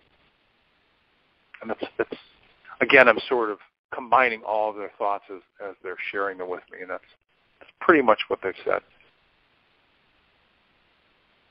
So that's it. I know it's not a lot, but all of us, we've already contributed a lot to this conversation, so I want to keep my thoughts. It is a lot. That is a lot that you've shared. Thank you, Tolec. I want to keep it concise. You're welcome. You're very, very welcome. This has truly been a feast. I know we're all tired. It's a lot of energy going on in this feast, but it's all good. So thank you for taking your time and coming, and hopefully in a couple, 2 or 3 months, we'll have you all back, unless I come to you guys, right? You want me to say it all. We want to hear your story. We do. Okay. We got to hear. Okay. Let me get all the morsels and bits and pieces to come together, and then I'll do it. Yes. Thank you. A good choice. Okay, Sherry, it's your turn. Sherry Wilde. I love that name. Yeah. I thought I had my turn. Didn't I speak already? I'm also very tired. I'm sitting. My car has gotten too warm. I'm just getting sleepy. Oh. So you don't have to if you don't want. So we're just I'm better at answering questions. Ask me a specific question rather than. Okay. What we were doing is just kind of connecting with the star people that you are connected with, the Dracos or whatever, and if they had any message to bring to end this call from you. Well, I guess I don't connect quite that same way. The way that my connection with my guys is more of a physical. They come visit, and if I have questions, I ask the question, and when I'm with them, I get the answer, and then I have like a remembering, and the conversation is like a remembering, or it's like a download. When I give my lectures, it comes through as a download, so it's a form of channeling, I guess, but they just speak through me. So I guess that is channeling. But I can't come physically in your room, or physically inside your body. Oh, both. Okay. They physically, I get visits physically, and the next morning I'll have recall of things that they've said to me. And if I have questions, for instance, when the Dracos started coming, and I was confused about what was going on, and my partner Jim was saying, what was going on? Did you feel somebody messing with your feet? What's that all about? And I started to laugh. I said, well, that's Reiki. And he said, what are they doing touching my feet? And then noticing the injection site, and he said, I got irritation and itching right here. Look and see if there's something there. And I could see where they had injected, and I said, oh, it looks like you've been injected with something. And then they'll speak, and I'll hear them say amino acids, and I'll go, oh, they just told me they injected you with amino acids.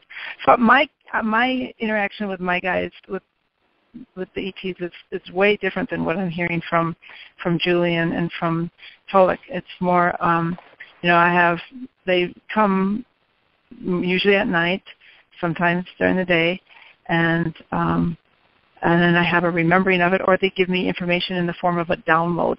I can't connect with them and maybe that's why they're telling me that. They're saying initiate contact. Maybe they want me to start having that kind of contact. Yeah, just invite them in, talk to them. Yeah. Right. So is there anything you want to share from your heart, a paragraph or two, whatever? You don't have to, or you can be done if you want. It's up to you. Share from my heart. I guess it's basically just a recapping what everyone else is saying, is that this is an amazing time on planet Earth, and I know that a lot of people are confused. They're going through a lot of changes in their life. There's things that are happening, that appear to be happening to them. And I always like to remind people that, you signed on to come here and to be here at this time, your soul, and along with your oversoul, you made this decision, and you fought and petitioned to be here, and you were granted the privilege to be here on planet Earth at this time. So you're one of the lucky ones. So don't waste your time regretting it. Don't waste your time, bemoaning the fact that there's a lot going on and there's a lot to deal with. Enjoy the journey.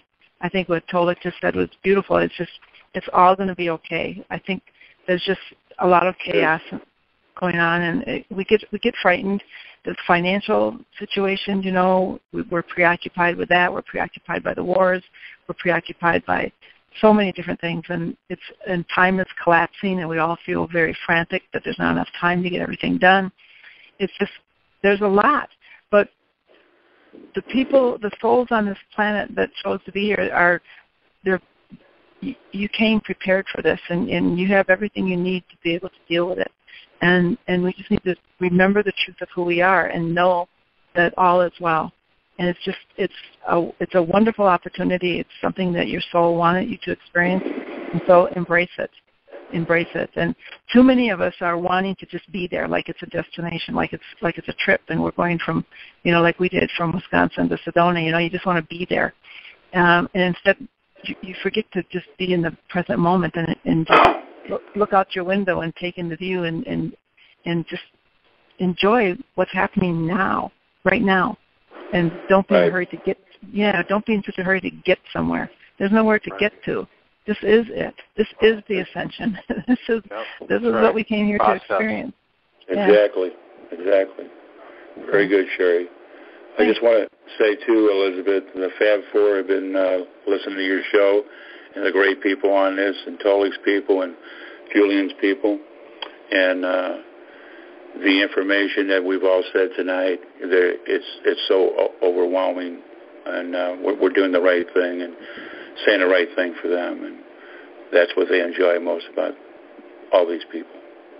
Thank you, guys. Don't go away yet. I got a couple minutes, so stay tuned to the last. I got a little thing to encourage everybody. But I want to thank all of you guys, Sherry, Ray, Tolec, Julien, and all you guys that have listened in.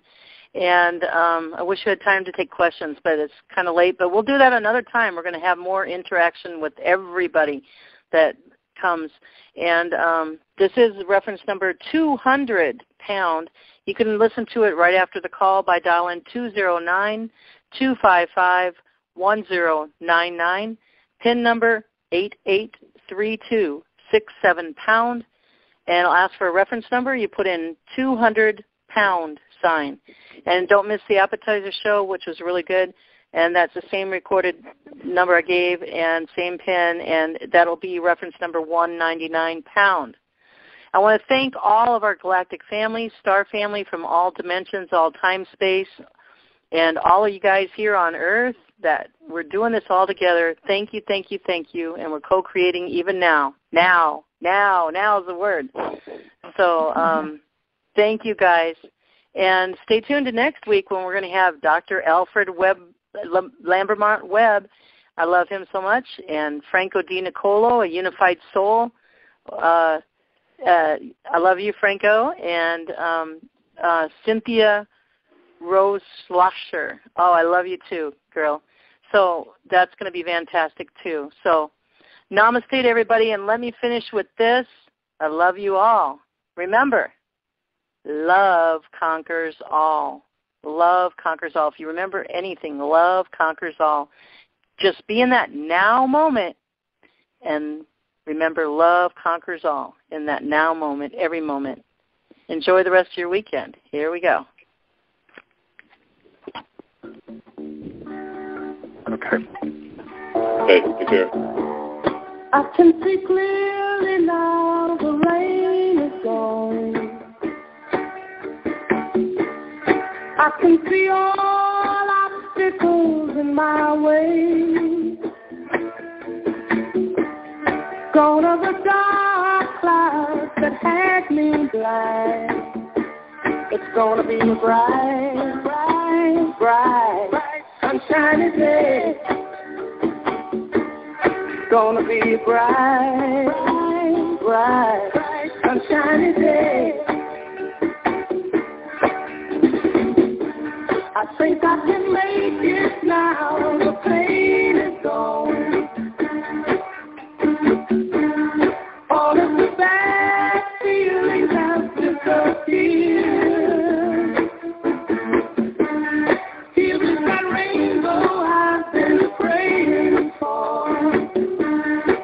gonna be a bright, bright, bright, sunshiny day.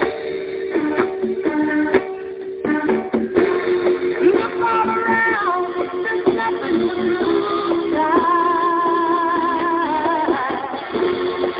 straight ahead, nothing to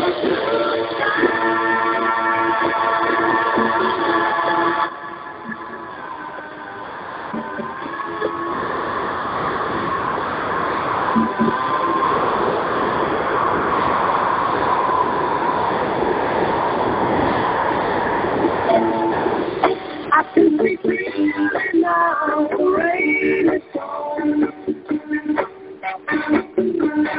I can see all obstacles in my way. Gonna be dark clouds that had me blind. It's gonna be a bright, bright, sunshiny day. Gonna be bright, sunshiny day. Gonna be bright. Namaste, everybody. Elizabeth Diamond, and you in the upgrade, in the now. Love conquers all. Namaste. Have a great one.